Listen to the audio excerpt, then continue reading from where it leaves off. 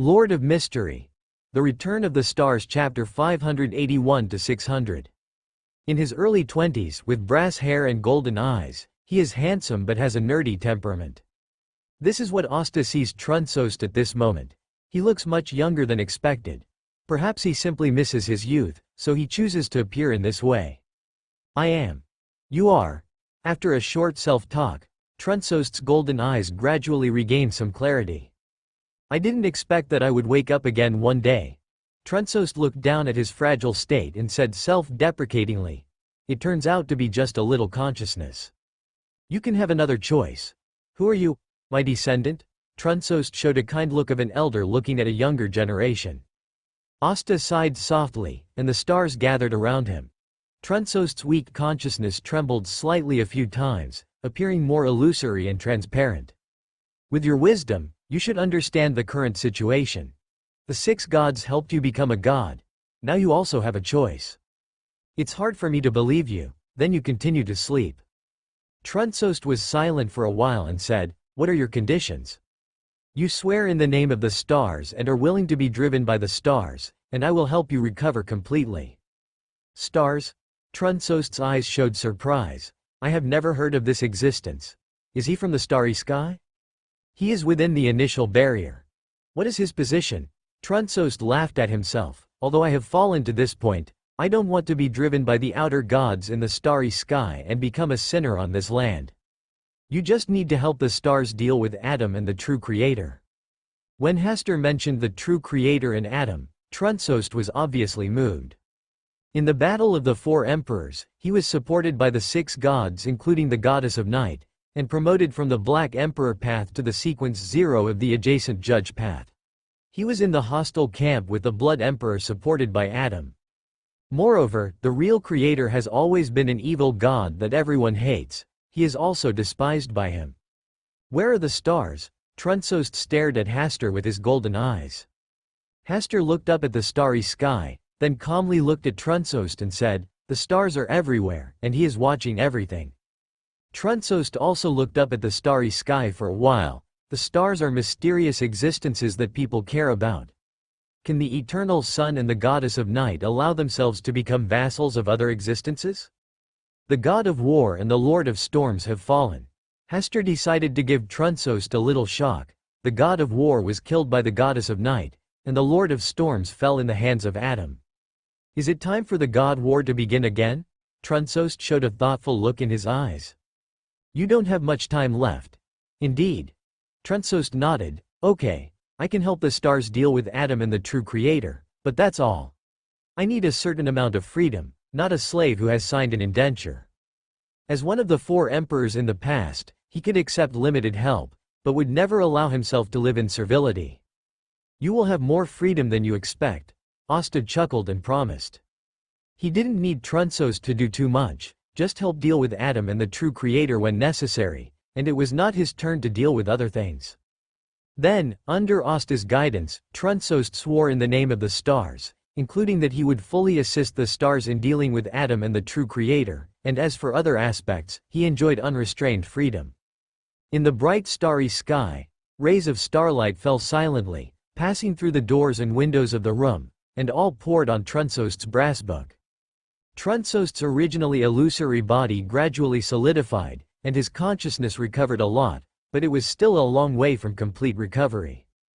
Asta watched this scene quietly, and when the time was right, he spoke in a deep voice, "Return." With the return, the whole brass book of Trunsost was covered with golden ripples, and countless golden consciousness points gathered together to form a golden ocean of consciousness.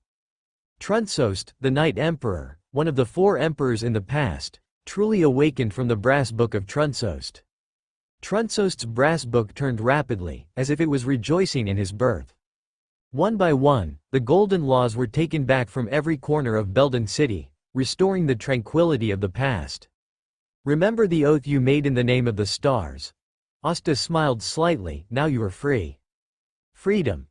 Trunsost gradually adapted to his new changes, and the awakening of his true consciousness made him feel as if he were in another world. If you don't want to be hunted, remember to hide your tracks carefully before you fully recover. Asta did not stay for long, dispelled his incarnation of light, and disappeared directly from Trunsost. Stars, what kind of mysterious existence would it be? Trunsost looked up at the starry sky and stared for a long time. The judge's path is different from the Black Emperor's path. His resurrection cannot forcibly take back the uniqueness and 3 copies of Sequence 1 extraordinary characteristics like Solomon's Black Emperor returned. He needs to go and take back the extraordinary characteristics and authority that belong to him one by one.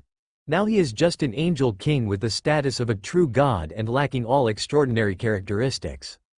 However, uniqueness is his property. It will only take some time for him to take back the extraordinary properties of the other 3 Sequence 1 Hands of Order. With the uniqueness in the brass book of Trunsost, he will once again ascend to the throne of God. In the Hall of Stars, Hasta looked relaxed. Reviving Trunsost's consciousness did not consume too much of his spiritual power. After all, he was far from being comparable to the original creator. Thinking of the original creator, Hasta frowned slightly. This old fox was hiding very deeply. He revived from the Chaos Sea and at least controlled most of the Chaos Sea's source. If they really had to fight, the real creator might not be able to take advantage. Otherwise, the real creator would never have retreated so easily. It was out of fear of him that he chose to leave. But the original creator chose to shrink in the depths of the Chaos Sea, showing weakness to the enemy. This was clearly a deliberate attempt not to help him attract the attention of Adam and the real creator. What he said about playing a good role in balancing Adam and the real creator was just perfunctory. What he wanted was a fierce battle between the stars, Adam, and the real creator, so that he could see through all the secrets of the stars. Only when Adam and the real creator fell into defeat, he would take the initiative to attack, take back their authority, and fully awaken himself. Moreover, Hasta could not fully understand what awakening meant to an old man of his level. After all, in the original book, the consciousness of the original creator only awakened a little in the dark angel Sazriel, and then was beaten to pieces, without any special performance. The Lord of Mysteries awakened directly in Klein's body, and the reference value was not too great. But one thing is certain, when they awaken, they cannot completely take back their authority, otherwise Amen, the dual-path true God, would have been sucked dry by the awakening of the Lord of Mysteries, and it would be impossible for him to be entangled with Klein.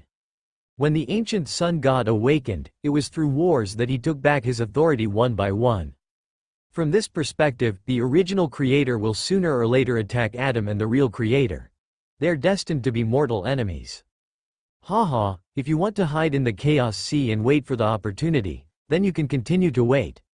When the Lord of Mystery begins to wake up, see if you can still keep your composure. Asta said a little in his heart, and then he stopped thinking about the original creator. He still has one thing to do now. It's time for the Republic of Intis to join this melee. The Kingdom of Fainaport, the territory of the Mother Earth, your anchor of faith is only a few left. The Republic of Intis, the Church of the Eternal Sun, the gods sent down an oracle today. Pope Ros Heli also received an oracle, but the oracle he received was different from the oracle received by other believers. His oracle came from the brand new sun, while the oracle received by other believers came from the fallen sun. This made him more certain that the eternal sun god he believed in was now in a more worrying situation, and his authority was constantly being occupied. A false god is posing as the eternal sun, hiding in the dark and quietly changing the beliefs of the Eternal Sun Church. Time is running out for him and the entire Eternal Sun Church. Fortunately, the purpose of the 2 oracles this time is the same. They both ask the Eternal Sun Church to urge the Intis Republic to declare war on the Fainaport Kingdom.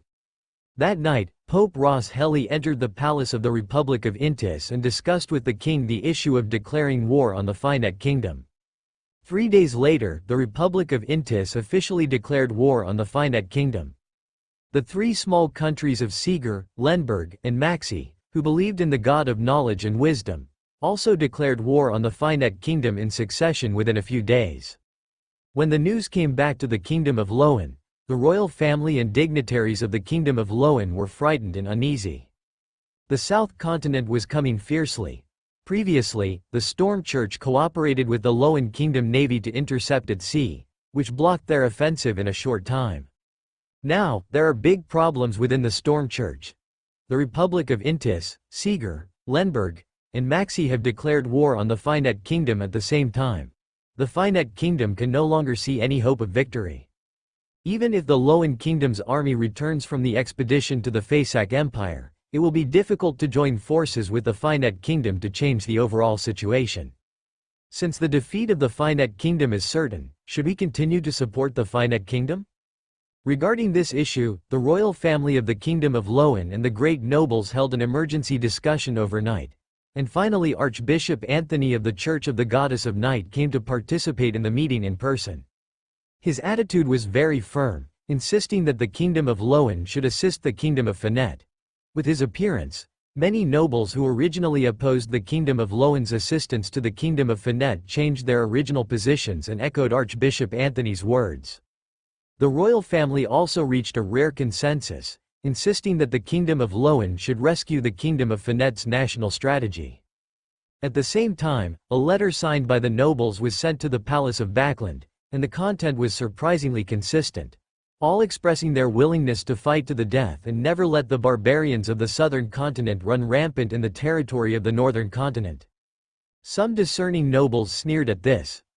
Those nobles were afraid of death on weekdays, and some moved overnight as soon as they heard about the war, but now they began to pursue heroism. There must be some kind of force behind this, which reminded them of the Twilight Hermits mentioned by the Yellow Church. This is an organization that exists to promote the tide of the times, and the leader is Adam, who is in collusion with the real creator. They didn't know much about Adam, but they knew clearly that the real creator was the evil god worshipped by the Aurora Club, which had committed many crimes. Before the Kingdom of Loan had made up its mind, a rebellion broke out in the Republic of Intis, and uprisings against the war began to appear in the southern continent. There was also a wave of anti-war thoughts in the three small countries of Lundberg, Mashi, and Seeger. Waves gradually accumulated, making the already chaotic situation even more chaotic. A few days later, the royal family of the Kingdom of Loan reached an agreement with the major nobles and the church, announcing full intervention in the War of the Kingdom of Faenaport. At the same time, Grand Duke Hasta Campbell, who was stationed in Southwell County, was also exposed to have participated in the murder of King George III, Govington II, and Grand Duke of Southwell. The numerous crimes made the current king of the Kingdom of Loan issue a national edict, announcing that Grand Duke Hasta Campbell was the biggest sinner in the history of the Kingdom of Loan. When this news spread, the entire Kingdom of Loan immediately exploded. Especially those nobles who Backland and Hastur were on good terms with, among whom the Negan family and the Hall family headed by Grek and Earl Hall were the most implicated. Earl Hall's family, Earl Hall had been dismissed and stripped of his title and was unemployed at home, and the Loan royal family also sent several teams of soldiers to guard the door of his house, prohibiting him from entering and leaving freely. What should I do? What should I do? How could such a terrible thing happen? Countess Hall felt that the sky was about to fall, her face was pale, and she couldn't stop muttering. She had always been optimistic about Hastur, and felt that he and her daughter Audrey were together, which was simply the most suitable marriage. But it was less than half a year since they were engaged, and such a thing broke out, which was simply unacceptable to her. Especially Hastur actually participated in the murder of King George III and Covington II. Such a crime is simply too terrible. She also thought of her daughter being suddenly taken away by Hastur some time ago, and there has been no news since then. Such a change made her even more anxious. Earl Hall was much calmer. Faced with such an incident, the most he did was to sigh and then sit on the sofa alone in deep thought. He was not worried about the safety of his beloved daughter Audrey. The only thing he was worried about now was whether to leave Backland, the city of hope where their Hall family had lived for generations. Before the king dismissed him from office and stripped him of his title, the Pope of the Yellow Church suddenly visited his home. At that time, she asked him if he was ready to leave Backland. He felt a little puzzled at the time, so he declined the proposal. The Pope just said that when he figured it out, they could arrange for him and his family to leave Backland at any time. His eldest son Hibbert left Backland first through the Yellow Church. Now, with the situation so chaotic, he has roughly figured out some things. The Loan royal family was so tough this time, and it must have been instructed by some gods, and Hastur was standing on the opposite side of some gods. Judging from the reactions of the Republic of Intis, Lenberg and other countries, at least the god of eternal sun, knowledge and wisdom is on Hastur's side. This reminded him of the War of the Four Emperors in ancient history, although he only knew that it was an era full of chaos and war. But he also understood that behind all wars was the game between gods. Now he and Greg's Negan family were affected because of Hastur. "Let's leave Backland."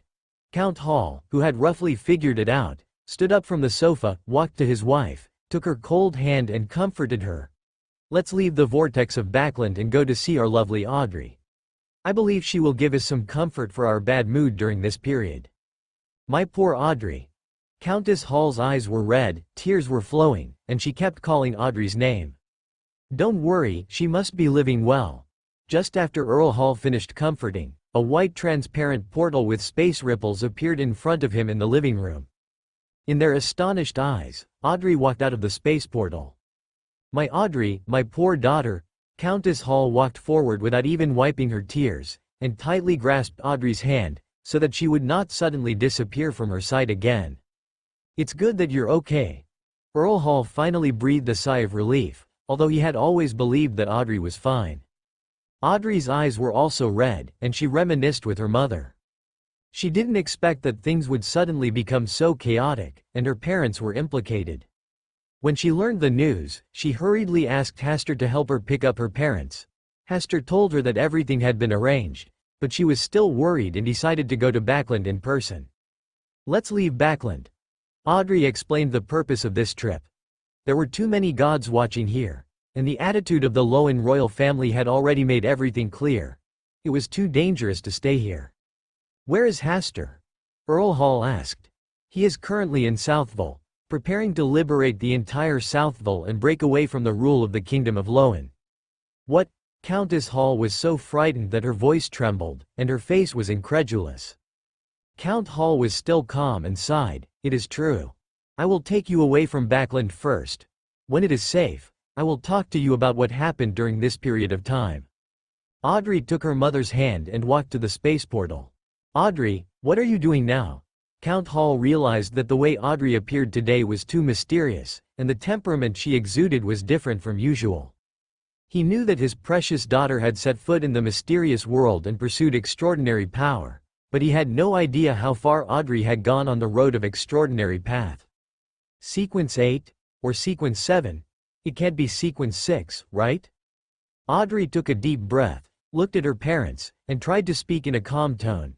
"I am now a Sequence 5 Dreamwalker." Sequence 5? Count Hall's eyes widened instantly, and he was shocked. Countess Hall didn't quite understand what this sentence meant.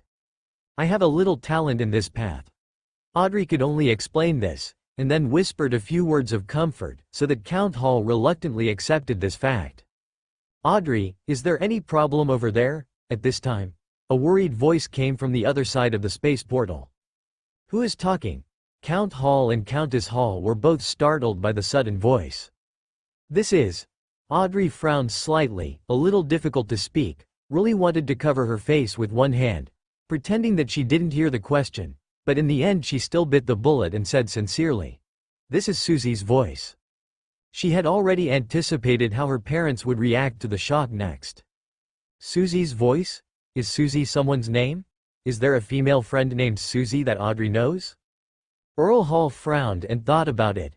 Suddenly, he thought of a possibility. He swayed slightly and almost lost his balance. He had seen the world and had a certain understanding of the mysterious world, but this was the first time he encountered such a thing. "Susie, it has always been with you." Earl Hall did not mention the golden retriever to avoid scaring his wife. "Well, it is a bit special. It just so happens that it also has a very good talent in the extraordinary path," Audrey explained with embarrassment. "This world is too crazy." Earl Hall sighed, and then asked curiously, "What sequence is Susie now?" Audrey was silent for a long time before she whispered, "It is the same as me, both are Sequence 5 Dreamwalkers." This time it was Earl Hall's turn to be silent for a long time. He even doubted his life. "Isn't it said that the extraordinary path is an extremely dangerous and difficult road?" But his precious daughter, along with the golden retriever that he had given her, was promoted to Sequence 5 in just a few years. She was only one step away from becoming a Sequence 4 demigod. As far as he knew, Archbishop Anthony of the Church of the Goddess of the Night in Backland and the Singer of God before the Church of the Storm were only Sequence 4 demigods. In other words, Susie, a golden retriever that was given as a gift when buying a hound, was only one step away from becoming an archbishop. Susie, which noble lady is the Susie you have been discussing? Countess Hall, who was a little confused, also asked curiously. Audrey still didn't reveal Susie's true identity. Let's leave first. Count Hall helped Audrey to make things right. Audrey smiled and led Countess Hall and his wife to leave through the space portal. Before leaving, Count Hall took a deep look at the house where he had lived for many years, then sighed and left.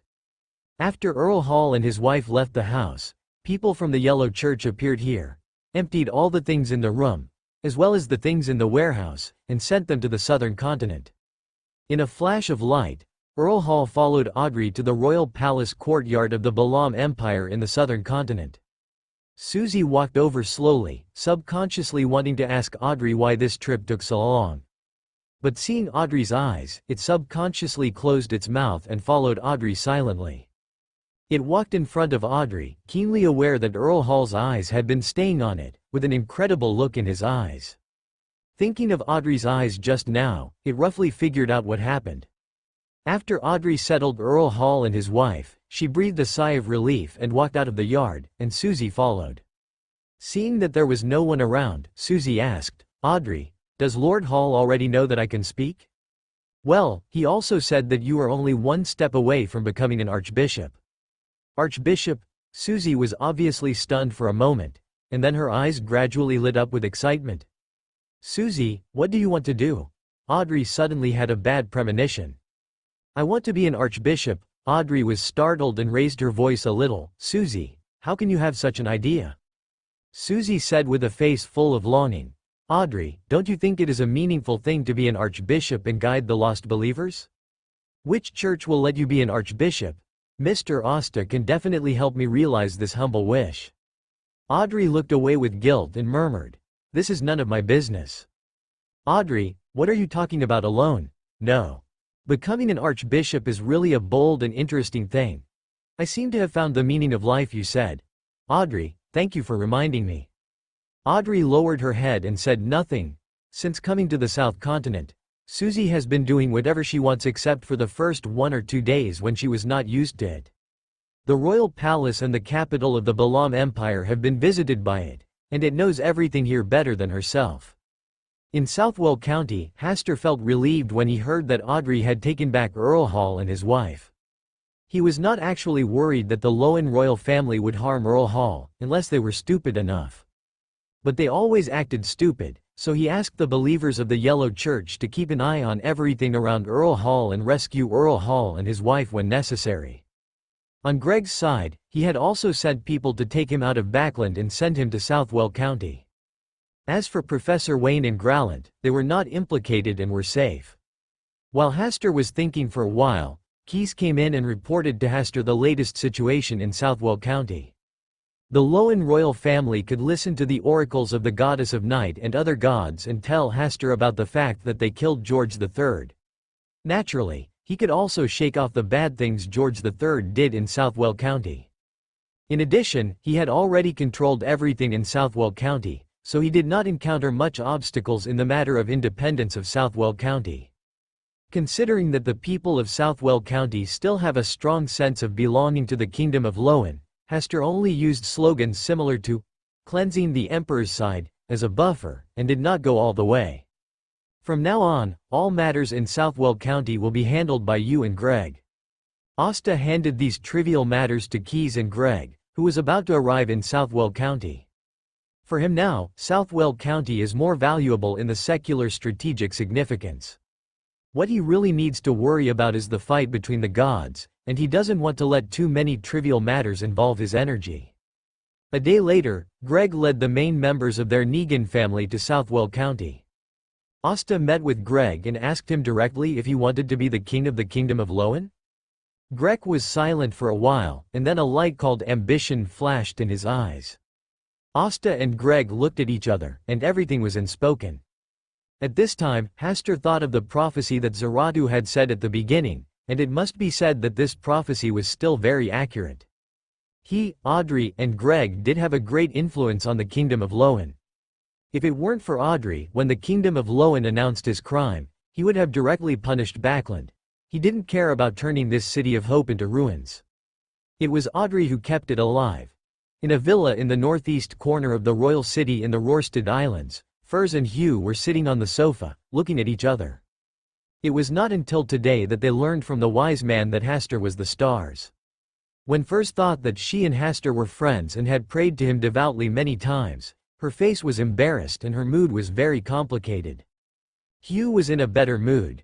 After all, she rarely reported things to the stars, and she always let Furs come forward. Shoo, you know, I have always been a devout believer in the stars. Furs' lips moved slightly, and the volume was very low. Mr. Asta is also a person I have always respected. He and Miss Audrey are our few friends.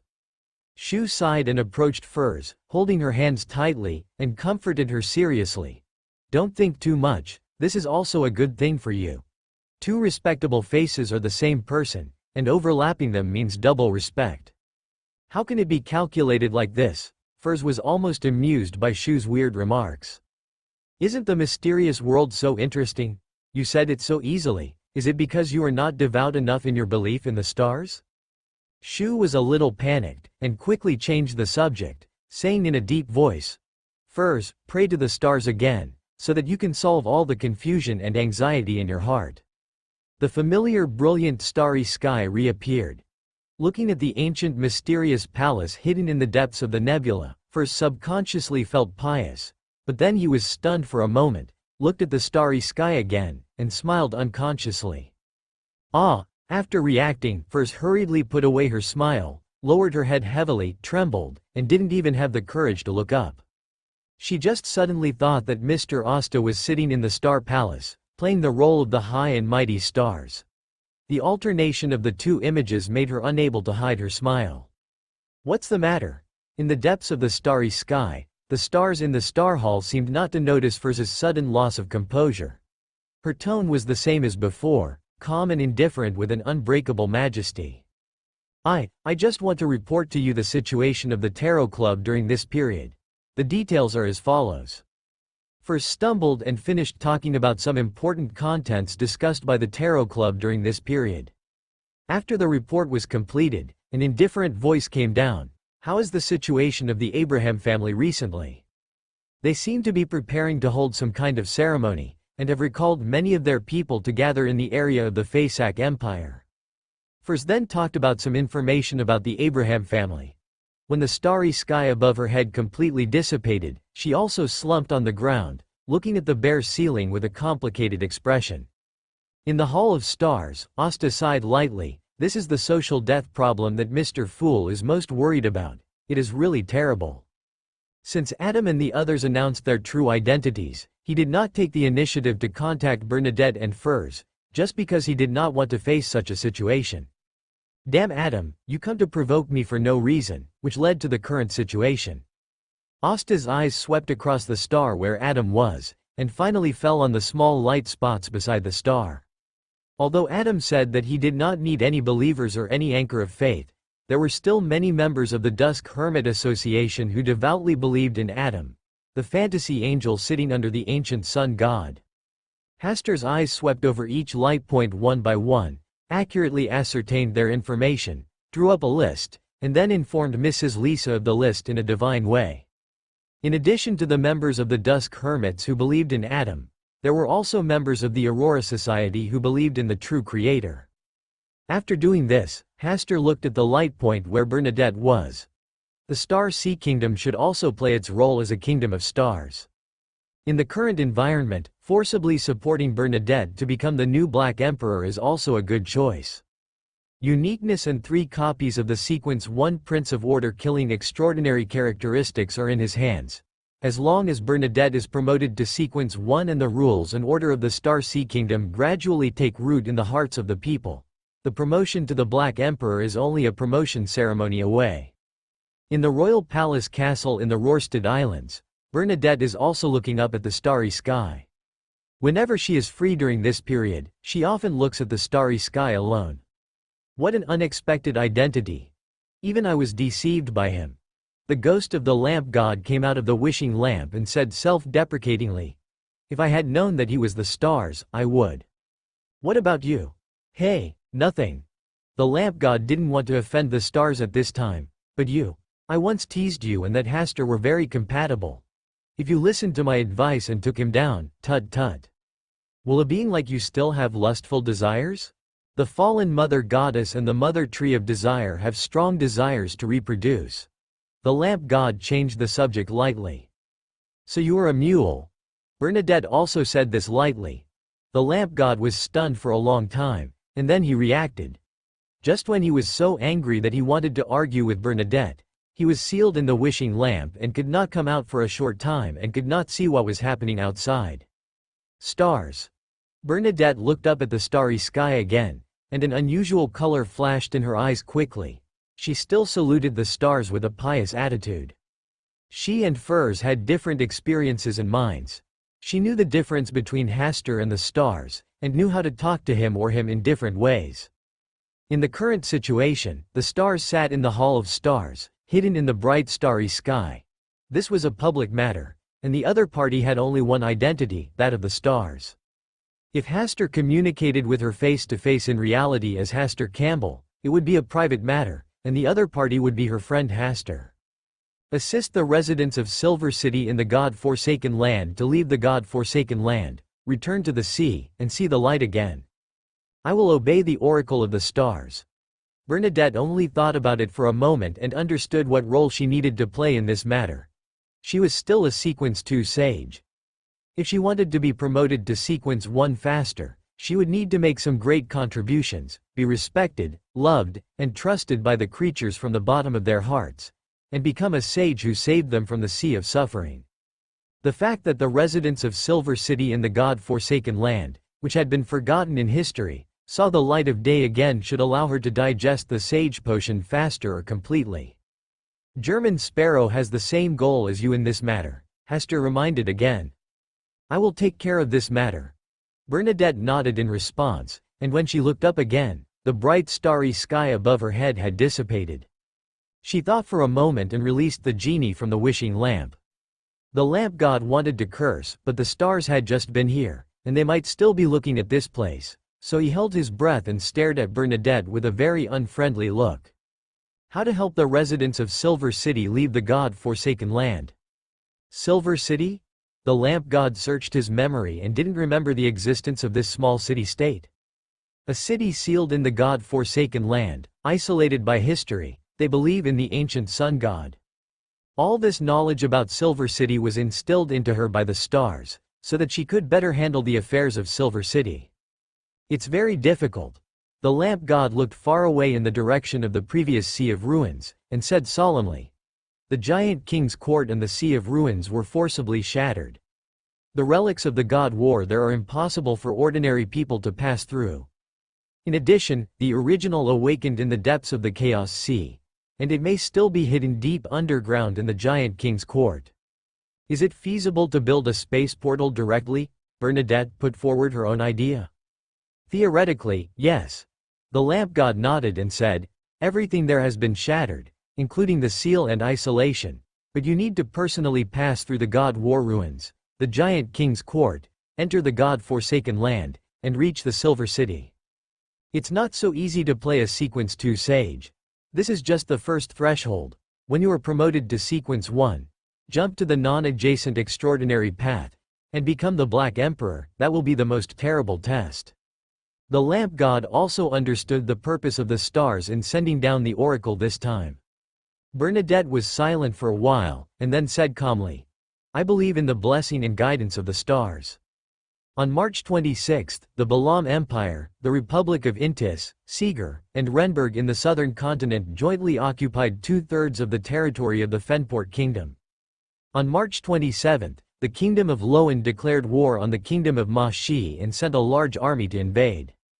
On March 29, Susie, the fantasy dog, served as the Archbishop of the Yellow Church in the Balam Empire Branch Church. Because she is good at solving people's spiritual problems, she is widely loved by believers. On March 31, the Ma-Shi Kingdom was conquered by the army of the Loan Kingdom, and the remaining territory of the Fainaport Kingdom successfully bordered the Loan Kingdom. On April 1, in the palace of the Balam Empire in the southern continent, Asta returned after finishing his chores and was dragged by Audrey to see Earl Hall. When he saw Asta again, Earl Hall didn't know what identity he should use to talk to Asta. During this period of time, he stayed here and learned some information about Asta's current status. No less than a god, even the king of the Balam Empire treated him with respect and courtesy, and even often worried about small things such as poor hospitality. "You, sit down and talk." Earl Hall motioned Audrey and Asta to sit opposite him. "Father, don't be so serious, and don't worry about your identity. He is Mr. Asta, your daughter's fiancé, and your future son-in-law." Audrey smiled and spoke to ease the awkward atmosphere. "Uncle, are you used to living here?" After a few short conversations, Earl Hall gradually found the state he had when talking to Hasta before. "I know you are busy now. This time I asked Audrey to find you for one thing." Earl Hall looked at Audrey and Hasta and said in a heavy tone, "You have been engaged for so long, it's time to get married. The more chaotic the situation is, the more you can't delay this kind of thing. Otherwise it will definitely lead to regrets in the future." "No, not now." Audrey shook her head and refused before Hasta. She knew that Mr. Hasta was facing a powerful enemy now, and the reason they moved to the southern continent was to avoid unnecessary conflicts. Holding a wedding will undoubtedly attract the attention of the enemies, so it is definitely not a good time now. "I believe in Mr. Hasta and our future." Faced with Audrey's firm attitude, Earl Hall just sighed and said nothing more. After a brief conversation, Audrey and Asta sat alone in the small courtyard. Audrey poured Asta a cup of special coffee from the southern continent. It was very bitter without sugar. "Mr. Asta, there is something I need to discuss with you." Audrey put on a serious expression. Seeing Asta's eyes, she continued, "Are you too indulgent of Susie's behavior?" "You mean letting Susie be the archbishop?" Asta smiled. "Yes, Susie now runs to the church at dawn every day and doesn't come back until 8 or 9 in the evening. Do you think Susie spends too little time with you?" Asta noticed the key word of time in Audrey's words. "It's not a matter of time," Audrey said seriously. "Susie won't become a human yet. If people know that the Archbishop of the Yellow Church is actually a big golden dog, what a disaster it would be." Asta smiled gently. Gods and archbishops are no different to ordinary people. They only care about whether the external forces they seek can meet their needs. From the current point of view, Susie has done a good job in this matter and has a good reputation. Audrey was silent. Asta added, "I will ask Susie to stay at home half of the day. The affairs of the believers outside are not as important as Miss Audrey's mood." "Humph, it's obvious that you snatched Susie away from me, and now you are pretending to be a good person," Audrey said deliberately viciously. "Snatching Susie away really makes me feel guilty, so I can only compensate you with myself." Although there is a strong earthy taste in these words, as long as your partner likes it, it is a perfect love talk. Late at night, Asta lay on the bed and came to the Hall of Stars early. The Star Conference, which is held every 2 months, will be held again tonight. The betrayal of the high-dimensional overlooker is a lesson for him. He must first think about how to punish the high-dimensional overlooker in the name of the stars. For this reason, he often stayed in the Star Hall during this period, trying to find a way to punish the high-dimensional overlooker through the Star Hall. Otherwise, the Mother Tree of Desire, the Superstar Overlord, and the Primordial Hunger will follow suit and may stab him in the back at a critical moment. They are not like Adam and the true Creator. They are not worried that Hasta will perish together and lead the stars to the real world. After this period of exploration, he found a way that should be feasible. That is to lead the clone of the high-dimensional overlooker through the Star Hall and send him into the box of the old days. In this way, not only can the strength of the high-dimensional overlooker be gradually weakened, but the power of the box of the old days can also be strengthened, so that it can gradually transform and grow into a real box of the old days. To achieve this step, it must be based on the premise that the high-dimensional overlooker cannot escape the call of the Star Hall. He has been thinking, is there some kind of internal connection between the Hall of Stars and the stars attending the meeting? Now is the best time to try. Hester brought the box of the old days to the Hall of Stars, and his eyes swept towards the star where the high-dimensional overlooker was. Although he was hidden in the chaotic time and space deep in the starry sky, he still could not escape the gaze of the stars. As Hester's mind moved slightly, the 7 chains of stars were like 7 rainbows, carrying the power of the stars, rushing towards the star where the high-dimensional overlooker was. In the depths of the starry sky, where time and space were in chaos, the high-dimensional overlooker, who existed only as a ball of white light, looked coldly at the chains of stars that came from the starry sky for no reason. This scene was the same as before. He turned his mind slightly and knew that today was the time for the stars' conference. He was a little suspicious. Did the stars not care about his backstab? Or did the stars want to judge themselves in front of other outer gods of the old days? Ha, in this way, it is not me who will be embarrassed, but you, the stars. The high-dimensional overlooker did not resist the call from the Hall of Stars, and let the chain of stars take away part of his consciousness. The new clone, led by the chain of stars, passed through the cold and lonely starry sky and set foot on the road to the Hall of Stars. Although he had experienced the call from the Hall of Stars many times, this behavior of ignoring distance, time and space, and directly inviting participants from all over the starry sky to attend the meeting still shocked and alerted him. When the clone of the high-dimensional overlooker arrived at the Hall of Stars again, he saw the stars sitting in the first place in the past.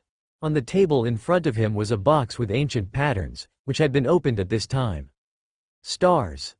The high-dimensional overlooker was about to make a few jokes with a smile on his face, but he felt a strong attraction coming, and his body flew uncontrollably into the box that looked inconspicuous.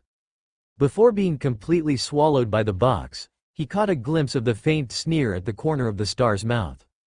Click. The box of the old days closed again, and after a slight shake, everything returned to normal. This was the Hall of Stars, the Kingdom of Stars. Hester was very sure that the clone of the high-dimensional overlooker had been eaten by the box of the old days, and eaten very cleanly. The sanctions he had envisioned were effectively confirmed, and the box of the old days also gained a lot of power. The clone of the high-dimensional overlooker was probably about sequence 3, about the same as himself. Although for the original high-dimensional overlooker, the loss of this clone was just like a small mosquito bite, which was insignificant. But this is just the beginning. Hester once again used the chain of stars to probe the star where the high-dimensional overlooker was. He wanted to try again. The reason why the action just now was so smooth and silky was that the high-dimensional overlooker did not take any measures to resist, but let the chain of stars take away his clone. Hester must ensure that he can successfully summon a clone of the high-dimensional overlooker even if the high-dimensional overlooker tried his best to resist. This is the only way to ensure that there is no mistake. Otherwise, it would be too embarrassing if he could not successfully punish the high-dimensional overlooker in front of the Mother Tree of Desire, the Superstar Overlord, and the Original Hunger. In the starry sky, when the high-dimensional overlooker saw the chain of stars coming again, he showed a thoughtful expression. Could it be that his clone just now spoke too directly and angered the already angry stars, so he was directly wiped out by the stars? Ha, is this the measure of the stars? It seems that it is nothing more than that. That's right. He is still just a small ant of sequence 3. It is inevitable that he will be angry after being exposed by himself and stabbed in the back. The high-dimensional overlooker once again allowed the chain of stars to take away one of his consciousness clones. This time, just like the last time, his clone quickly lost all contact as soon as it entered the Hall of Stars. Looking at the chain of stars that came from the starry sky again, the high-dimensional overlooker looked serious. He realized that something was wrong. If the first clone was wiped out because it angered the stars when speaking, then why was the second clone wiped out so quickly? There must be something going on here that he doesn't know. Is the stars trying something? The high-dimensional overlooker looked suspicious and decided to try again. This time, he still let the chain of stars easily take away one of his consciousness clones. After a while, the chain of stars came towards the high-dimensional overlooker again. The existence time of the third clone was obviously longer than the previous two clones. This made the high-dimensional overlooker hesitate. The three conscious clones were wiped out, which was just a small loss to him. What he cared about was what the attitude of the stars was at this moment.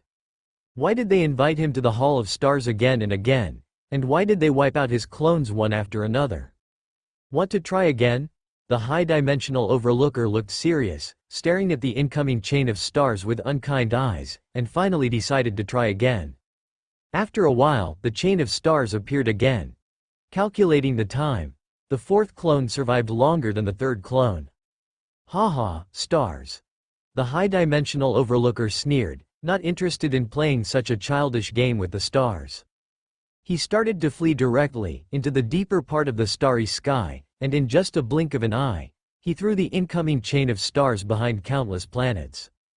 But when he stopped and stared, the surrounding starry sky once again extended the chain of stars and whipped him at a high speed. The high-dimensional overlooker snorted coldly, stayed where he was, used his authority to reverse time and space, and hid his body deep in multiple dimensions. But his actions did not achieve the desired effect, and the star chain from the stars still accurately pulled towards him. Just one contact took away one of his consciousness clones and returned to the star hall. Stars.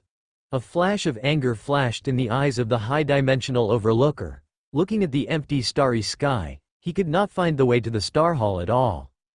But he had a feeling that the stars were sitting in the star hall at this moment, looking down at him in a condescending manner.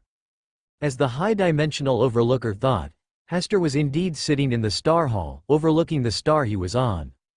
After several attempts, he had determined that unless the high-dimensional overlooker kept moving at a speed faster than the star chain, no matter where he hid, he could not escape the guidance of the star chain. It's time to hold this star conference. Welcome to Fanfic Audiobook, your go-to place for immersive audiobooks. If you enjoy the content, don't forget to like the video and subscribe to our channel for more amazing stories.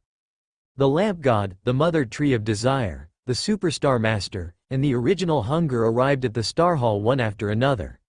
This ancient and mysterious star hall seemed to be less majestic than before. The stars sitting high in the first place seemed to have lost the mysterious veil they should have. Hasta saw their reactions one by one. This was the consequence of the backstab of the high-dimensional overlooker.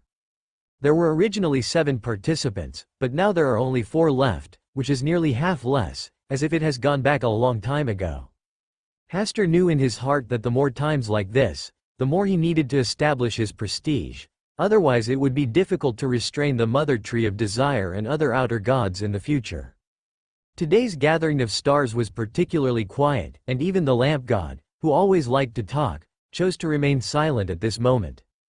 It's rare to be so quiet today.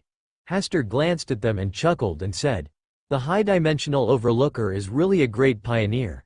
He has guided you on a different path." This sounded a little wrong.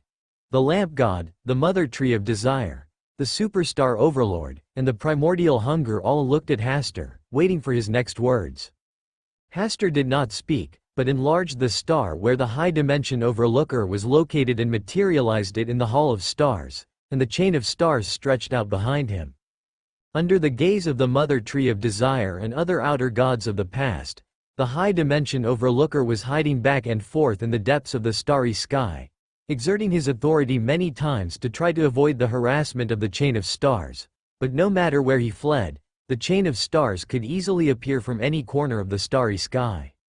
The self-proclaimed smart betrayer, he seems to have forgotten that there are different orders and rules here from other places.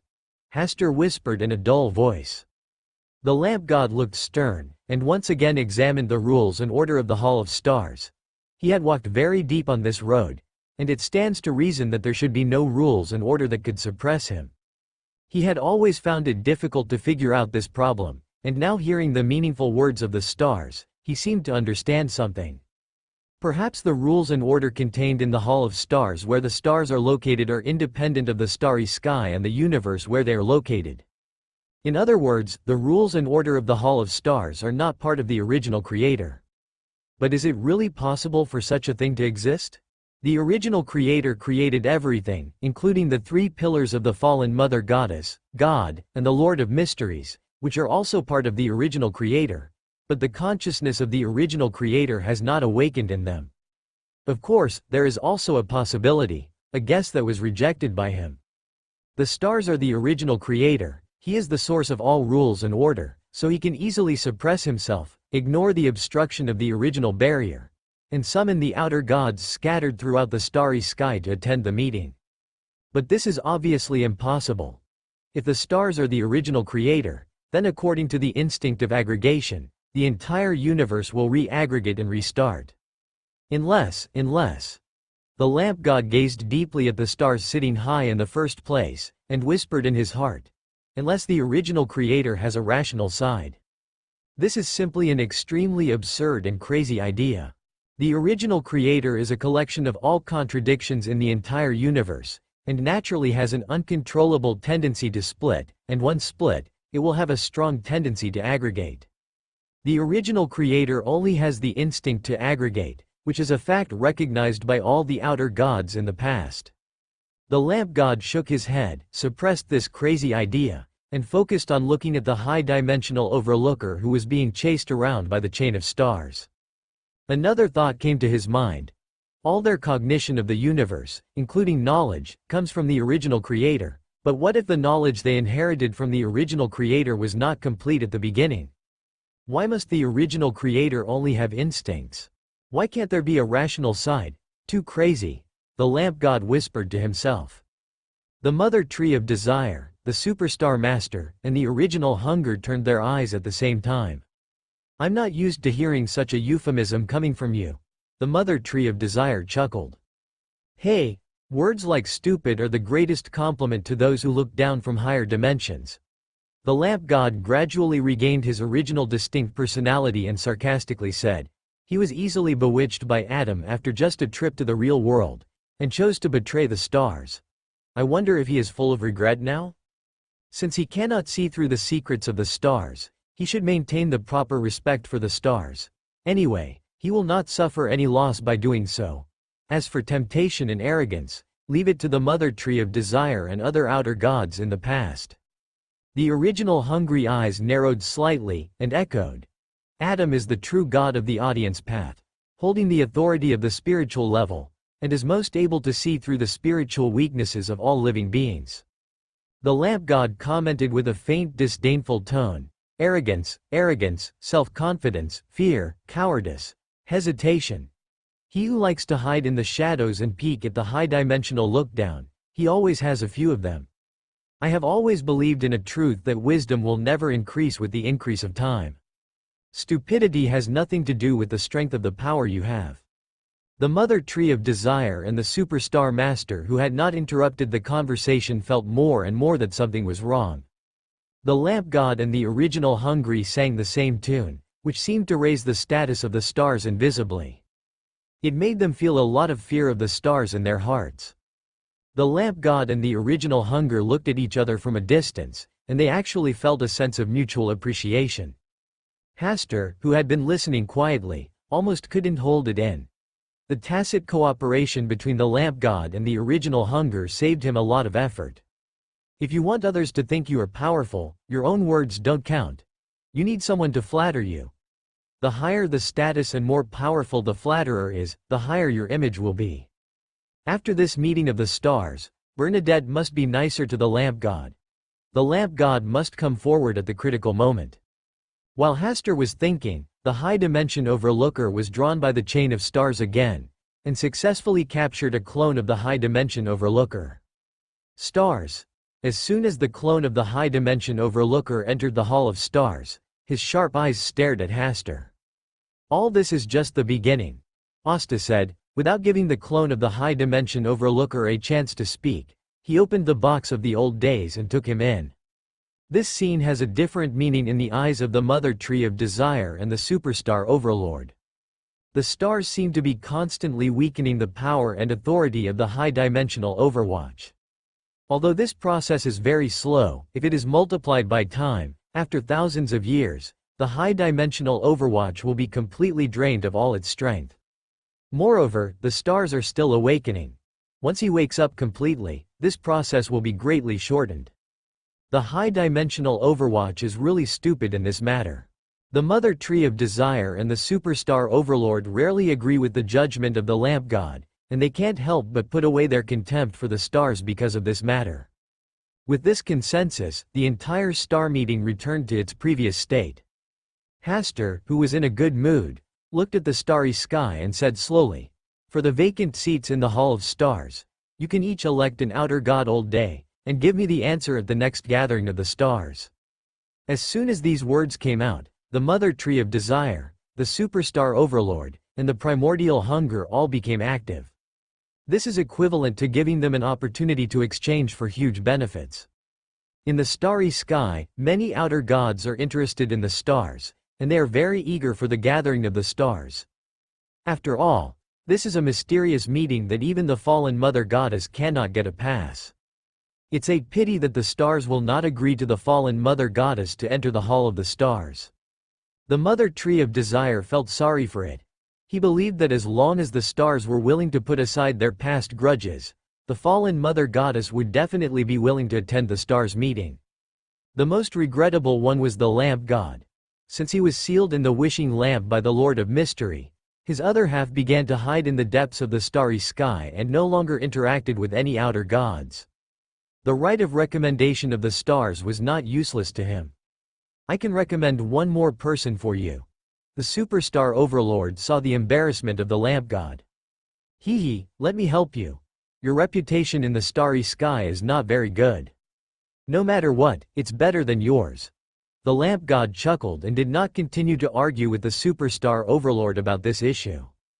If we really talk about notoriety, the Lord of Mystery ranks first, and he is in the top 3. The high-dimensional Overlooker had once mocked him, saying that when he was sealed into the wishing lamp by the Lord of Mysteries, a rare meteor shower of celebration fell from the starry sky. Asta just watched their conversation quietly, and when the conversation was almost over, he brought the topic to Adam, the true creator, the god who awakened from the sea of chaos. God, just this honorific name, calmed down the outer gods such as the Mother Tree of Desire. Among the 3 pillars, God is undoubtedly the most difficult to guess. If we say who is closest to the original creator among the 3 pillars, it must be God. God is the creator, the omniscient and omnipotent, and his authority is closest to the original creator. So he is also called the original creator, with only a little difference from the original creator. In the hearts of the outer gods who wandered outside the initial barrier, the ranking of the 3 pillars from high to low should be God, the Lord of Mysteries, and the fallen Mother Goddess. God and the Lord of Mysteries may still have some controversy, but the fallen Mother Goddess is definitely the one recognized at the bottom. As one of the 3 pillars, he cannot even enter the initial barrier, while God and the Lord of Mysteries are in the initial barrier, taking turns to become the master. So much so that the outer gods such as the Mother Tree of Desire dared to compete with the fallen Mother Goddess for authority. God, his awakening means that things will move towards an unknown future. After a long silence, the Mother Tree of Desire sighed. The Superstar Overlord also said with emotion, "His era is very old, so long ago that the outer gods in the starry sky only remembered the Lord of Mysteries and almost ignored his existence. The Chaos Sea and Sephiric Castle are the only remaining source substances that have not been sealed. It is only a matter of time before God awakens from the Chaos Sea and restores his previous authority. Even if Adam and the true Creator are restored to the ancient sun gods of the past, it is difficult for them to take advantage of God. He is too mysterious and ancient, and latecomers are destined to find it difficult to catch up with his back." Even the Lamp God, who has always been cheerful, became melancholy at this moment. If it was the Lord of Mysteries who awakened, he would definitely curse for 3 to 5 years without stopping, but it was God who awakened, the omniscient and omnipotent one. The original Hunger also sat silently in his seat. Hastur looked around them and felt a little strange. They knew that God was awakened by the stars. Shouldn't the stars be the ones to be praised and feared at this moment? "Aren't you looking forward to the rematch between God and the Mysterious after countless years?" Hastur took over the topic. The mother tree of desire and other outer gods looked at the stars sitting in the first place at the same time. They didn't have the same good mentality as the stars. Looking forward to it. What a ghost. Whether their duel can be decided. The outer gods who are entrenched outside the original barrier will definitely be affected and fall. When the eldest fights with the second, the third and fourth are usually the ones who die. After a short silence, the genie tentatively asked, "Can the stars awaken the original creator?" Hasta stared at the genie for a while. "In your body?" The light words frightened the genie and trembled, and he dared not continue to ask about this topic. The eyes of the mother tree of desire and others also flashed with deep fear. For beings like them, nothing is more terrifying than the awakening of the original creator in their bodies. The source can be taken back if it is lost, but once the original creator awakens, it can never be driven away. Hasta saw their reactions and immediately understood that this was what they feared the most. Let's discuss how to punish the real creator in Adam. The lamp god changed the topic, and the mother tree of desire and others also began to discuss this topic. Hasta listened quietly to their analysis and ideas. According to their views, the best time to target Adam and the real creator is when Adam and the real creator merge, when divinity and humanity compete for dominance. The lamp god proposed another idea. In order to counter the god consciousness awakened from the chaos sea, Adam and the real creator must want to reclaim their authority. The eternal son trapped in the kingdom of God, the god of knowledge and wisdom, will be their next target. This idea is in line with Hasta's understanding of Adam and the true creator. At this moment, Adam and the true creator will never merge together easily. Gather authority, merge into one, confront the original, contain the chaos sea, and become the return of the old. This should be the route that Adam and the true creator want to take. After talking about Adam and the true creator, Hasta turned the topic to the fallen mother goddess. The fallen mother goddess has been too quiet recently. Coupled with Furz's previous report, the fallen mother goddess is likely to have some conspiracy in the Fasak Empire. Finally, the original Hunger volunteered to go to the Fasak Empire to take a look. For the original Hunger, who once reminded him to pay attention to Adam and the high-dimensional overlooker, Hasta was a little confused about his true purpose. One can only hope that the high-dimensional overlooker incident will not happen again. Today's meeting ends here. After ending the gathering of the stars and sending off the mother tree of desire and other outer gods of the old, Hasta pondered for a while in his seat, and then his eyes swept across the 6 kingdoms of God at the crack of the initial barrier. It was time for him to go there and meet the God of knowledge and wisdom. The God of wisdom, who had placed his bet on him, might be able to give him some excellent advice on how to deal with Adam and the true creator. In the initial crack of the barrier, in the kingdom of the god of steam and machinery, a clone formed by a ray of starlight descended directly in front of the god of steam and machinery. It really worked. Hasta was quite satisfied with the effect. He had just tried it in the Hall of Stars to see if he could ignore the cover of the Kingdom of God and descend directly into the Kingdom of God. Otherwise, if you land in front of the gate of the Kingdom of God, you have to knock on the door and wait for the owner of this place to agree before you can enter. This is really too embarrassing for the stars. The stars. The god of steam and machinery was stunned for a moment. Then his face was alert, secretly stirring up the power of his kingdom of God to prevent the stars from attacking him. Hasta did not speak, but patiently looked at the kingdom of the god of steam and machinery. Everything here made him feel like he had entered a country that perfectly combined steam and the city, as if it appeared in a comic. This place is different from the city that is still within human reach like Backland. This is a fantasy country built by brass gears. The rising steam appears in various buildings built by brass gears, and there are steam trains whizzing back and forth. There are also steam-powered airships overhead. The neon lights flashing on the streets of the city have a vague corner of the future cyberpunk. It seems that the spiritual core of the god of steam and machinery has already taken the shape of Russell. The scene in this kingdom should have been described by Russell to the god of steam and machinery, and then engraved by the god of steam and machinery in his kingdom. Stars, what do you want to do by visiting so suddenly? The voice of the god of steam and machinery was a little stiff, as if he was not ready to welcome the sudden visitor of the stars. Hey, it's a neutral voice. Hasta was a little surprised.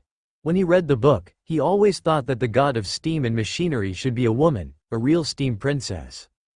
After all, the tarot card represented by the god of steam and machinery is a priestess, and the symbol in the mysterious world is more feminine.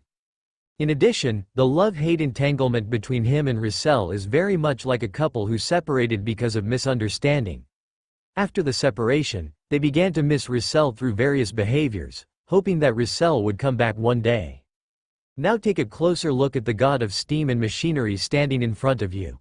He looks about 1.9 meters tall, surrounded by a faint light that is not bright, clear, or colorful, and seems to be composed of a large number of illusory things. Behind him, there are thin, projected scrolls one after another, which carry the development history of human society in different classes. It has the thickness and breadth of thousands of years of civilization. His facial features are firm and rough, and his chin has a beard tied into a small braid.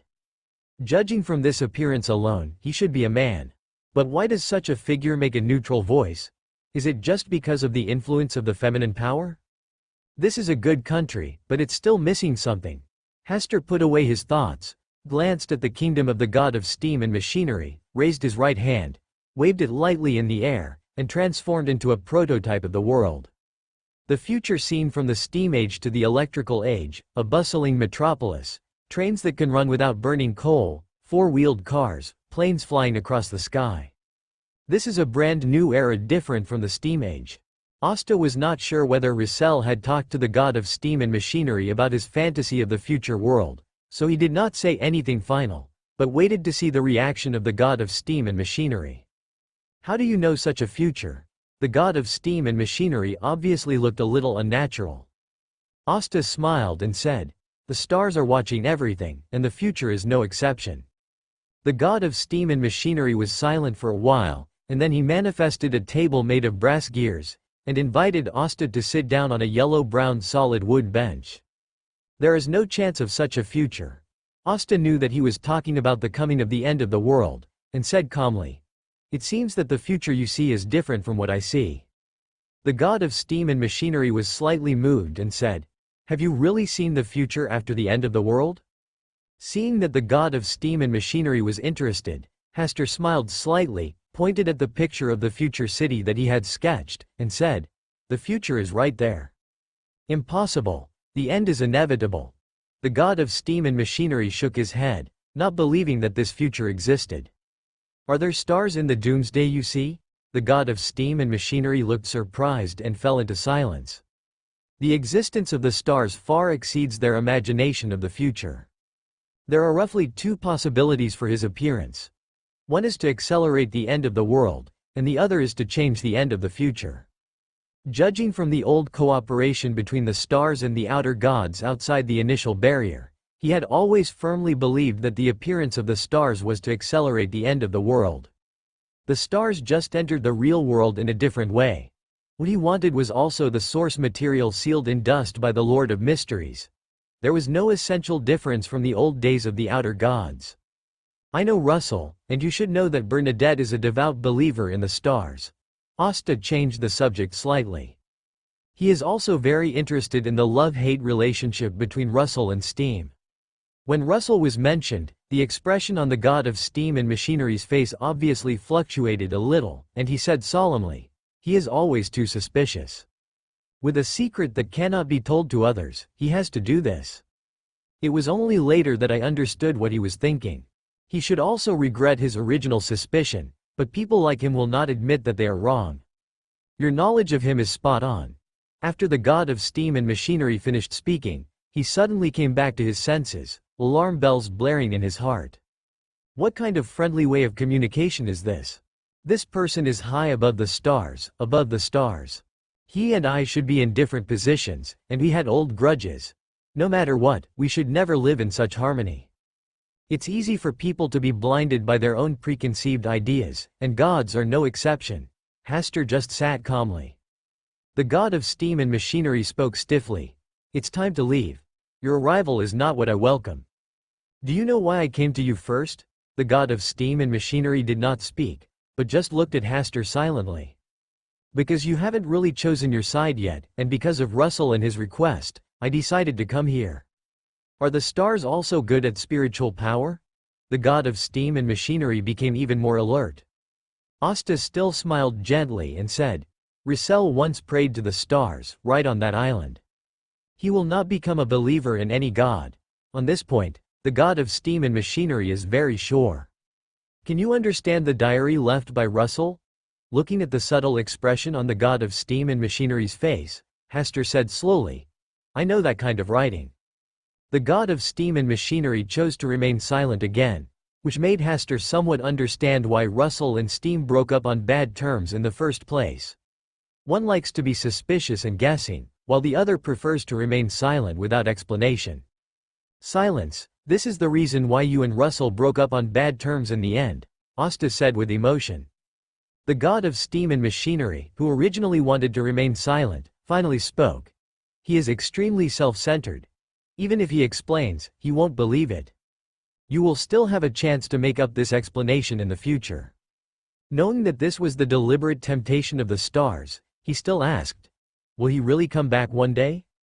The fallen mother goddess and I have become mortal enemies. Russell's escape will be in the not-too-distant future, well, the day when Bernadette becomes the Black Emperor. This is unrealistic. Being the angel his daughter sits on is also a very interesting future for him. This time, the god of steam and machinery was finally moved by the words of the stars. Based on his understanding of Russell, if someone else became the Black Emperor, Russell would never settle for being an angel. But if it were Bernadette, Russell would be reluctant on the surface, but in his heart he would accept this reality by default. Your position has wavered. Hester's eyes seemed to be able to see through all the inner thoughts of the god of steam and machinery. This is a very dangerous signal, especially here. After saying that, Hester had no intention of continuing the conversation. It was too much, so he would stop talking here today and let the god of steam and machinery think slowly for the rest of the time. His goal today has been achieved. When he came to the kingdom of the god of steam and machinery, he did not drive him out immediately. Instead, he chose to stay and talk by himself. This was enough to make him become ugly in front of the goddess of night and other gods. Not so believable anymore. For the next stop, Hester chose the kingdom of God where the eternal burning sun is located. A golden sun turned his divine kingdom into a golden ocean. It was so hot that the incarnations of the stars were completely melted just by touching it. Hester can only generate an incarnation of the sun and enter the kingdom of the eternal blazing sun. The closed kingdom of God is filled with unstable forces everywhere, and the conflict between the eternal fierce sun and the superstar dominator has entered a deep level. On the surface, eternal fierce sun has the upper hand. After all, this is his divine kingdom, and the superstar lord is just a clone. However, the clone of the superstar master cannot be completely eradicated, and the final outcome of the eternal blazing sun has been announced. Just like the original awakening in the body of the ancient sun god, the control he had at the beginning must be far less than that of the ancient sun god. But as long as the ancient sun god cannot completely eliminate him, the victory of the original consciousness is only a matter of time. Waves of heat that could melt all gold and iron in the world hit, and Hester, the incarnation of the sun, was melted again. He did not bother any more and chose to leave. When heading to the kingdom of the god of knowledge and wisdom, Hester also took a special look at the dilapidated kingdom of the god of war and the lord of storms. Speaking of which, of these two true gods, one died because of the goddess of night, and the other had his authority taken back by Adam, which had nothing to do with him at all. The goddess of the night, she is involved in every fall of the true god. She is worthy of being the leader in the palace fighting world. Hester sighed with emotion and descended into the kingdom of the god of knowledge and wisdom. Through the light of wisdom, he transformed into a young man wearing white robes and bare feet. As if to show his ubiquitous knowledge, in the kingdom of the god of knowledge and wisdom, there is really no limit to the sea of books. There is only one and only path standing on the mountain of books and the sea of learning. The end of the road is knowledge and wisdom. The place where the god is. On a flat hilltop, two huge wisdom trees stretched freely on both sides. A small white tower was hidden behind, with tables and chairs for entertaining guests in the middle. As a dragon of wisdom, and once the god of the fantasy dragon Angelweed, He does not seem to have a hobby of collecting treasures. In other words, all the knowledge here is his most important treasure. When Hastur arrived, Harabagan, the god of knowledge and wisdom, was looking through the book in his hand through his omniscient eyes. He is an old man wearing a white hood, revealing his mouth, eyes, wrinkles and long white beard. There is wisdom in old age, and this seems to be evident in him. The stars are welcome to come here. The little god is not very happy. If there is any improper reception, please forgive the stars. Harabergen closed the book, faced Hastur, bowed slightly, kept his attitude very low, and spoke in ancient Hermetic language with a bit of literati. It turns out that they are not talking in dragon language. This god of wisdom is really thoughtful. It is indeed a symbol of wisdom. Hastur praised it from the bottom of his heart. Wisdom is always under the stars. If the stars don't mind, please sit down and communicate. Harabagan motioned for Hastur to sit in the upper seat. After Hastur took his seat, he slowly took his seat, and did not fill the seat completely, as if to show respect. Tisk, he is indeed the dragon of wisdom who has served the spiritual dragon Angelweed and the ancient sun god successively. Knowledge leads to the growth of wisdom, and this sentence is particularly obvious in your case. How can my meager wisdom be compared with the stars? Even if I have an all-knowing eye, it is still difficult to see even one or two of the stars' greatness. The words were obviously extremely flattering, but when spoken from Harabergen's mouth, they gave people the feeling that they were meant to be, and they sounded very comfortable. No wonder everyone likes to hear flattery. Before meeting you, I went to meet Steam. I believe that the great stars must have a special meaning in doing this. I talked to him about the future. I always firmly believe that the future predicted by the stars will definitely happen. What is the future you see? My wisdom cannot support me in seeing the correct future. It only tells me that the future of the stars is the most real future. Hastur briefly chatted with Harabagan. No matter what topic Ostad talked about, Harabagan could always find something to praise and boast about the stars. I really want to take 008 with me and let him listen to it. What is true and subtle flattery, rather than a false elementary compliment that makes people get goosebumps as soon as they hear it. Looking at the dragon of wisdom who was deliberately trying to please and flatter him, Hastur recalled his life and couldn't help but think of Lu Fengshen in the past. To some extent, Harabergen is very similar to the three surnamed domestic slave. The dragon of wisdom, Harabagan, first followed the dragon of imagination, Angelweed.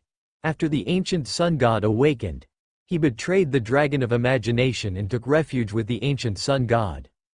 During the great cataclysm of the Third Age, he, together with the Wind Angel and the Pure White Angel, ate the ancient sun god and ascended to the throne of God.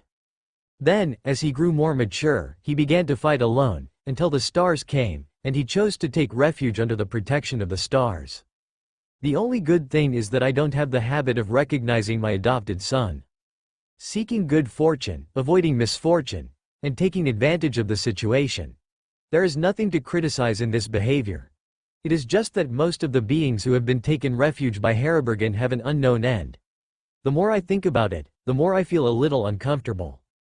Hastur looked deeply at Harabagan and said in a slightly more serious tone, "What I need is not a god of wisdom who just flatters me. Flattery are means by which a subordinate deliberately pleases a superior in the hope that their situation will be improved. But I only answered truthfully, and there was no deception at all." Hastur chuckled lightly and did not discuss this issue with Harabergen. In terms of shamelessness, Harabergen was quite comparable to 008. When Hastur brought the topic to the ancient sun god, Harabergen's face became serious. "I will not use clever words to cover up what I have done," Harabergen said in a solemn tone. "In the eyes of the ancient sun god, our three angel kings shine because of him, and we should be like the red angels. So grateful and loyal, but in my eyes, everything has a different perspective. The pure white angel and the wind angel were originally loyal followers of the ancient sun god. From weak to powerful, they should have become loyal kings of angels like the red angel, but they chose to betray. I myself am the dragon of wisdom, and I was once the follower of Angelweed, the dragon of imagination. After the ancient sun god awakened, I once advised Angelweed that there are two endings for him: either he surrenders his power and lives, Either to fight against the fall, he finally chose the second path, and therefore I turned to the ancient sun god. I chose my position because of the wisdom that I knew was invincible. I have never been loyal to the ancient sun god, so how can I talk about betrayal? Asta listened with interest and motioned for Harribergen to continue. In that so-called feast of betrayal, the first one to take action was the wind angel, the second one was the pure white angel, and then I was the one.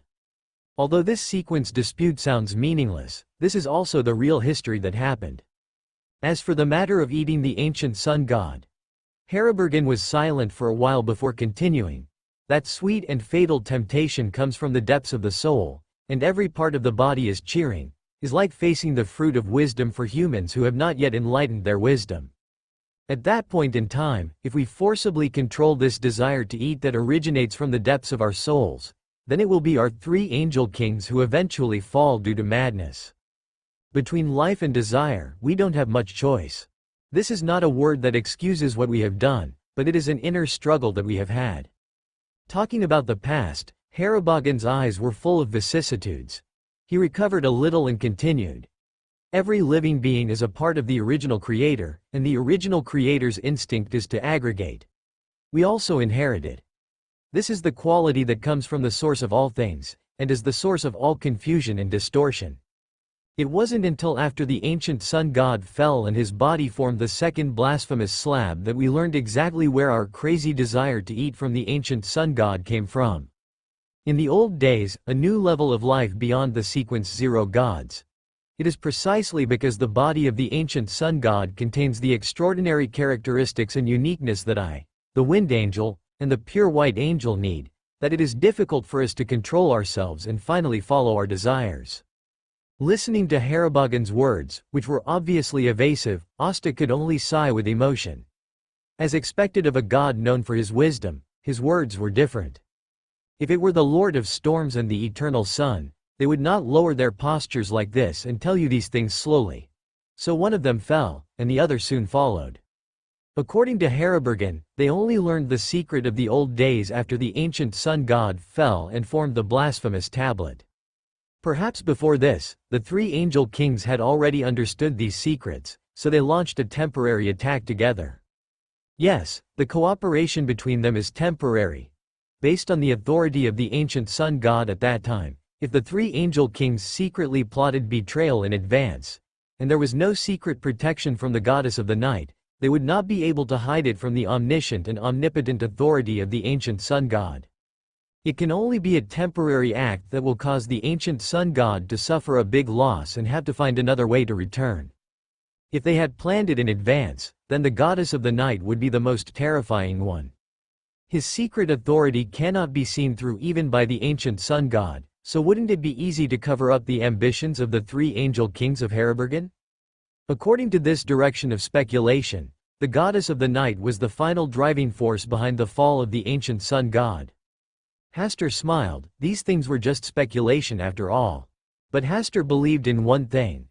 When the ancient sun god fell, the three angel kings really felt the desire from the depths of their souls. Gathering is instinctive, especially when it is within reach. The Lord of Storms took the lead in order to challenge the ancient sun god for promotion. The Eternal Sun followed closely because he did not want the Lord of Storms to take the lead. Harribergen came last because his wisdom told him that he should not rush to the front and take risks. True and false words are intertwined, making it difficult to distinguish the true history behind these words. Your story is very interesting. Hastur neither confirmed nor denied what Harribergen said. I just try to tell the past from different angles so that the stars can understand everything more clearly. With your wisdom, can you see the future of Adam and the true creator? The only future I can see is the stars. Well, the topic seems to have come back smoothly. Hastur just glanced at Harribergen calmly, and then he quickly added, I don't think Adam and the true creator can defeat the original, but the stars can awaken the original, and they are already in an invincible position. Listening to Harribergen's flattery, Hastur really thought that he had won the game for a moment. The ancient sun god fell once, so it is normal for him to fall a second time. He also has weaknesses, and his lack of wisdom is a defect that he can never make up for. If he had enough wisdom, he would not try to be an enemy of the stars, which would lead to the awakening of the original consciousness. Harribergen continued. The unknown is the most terrifying thing. Adam and the real creator are so radical this time because they are in a panic that things are about to get out of control.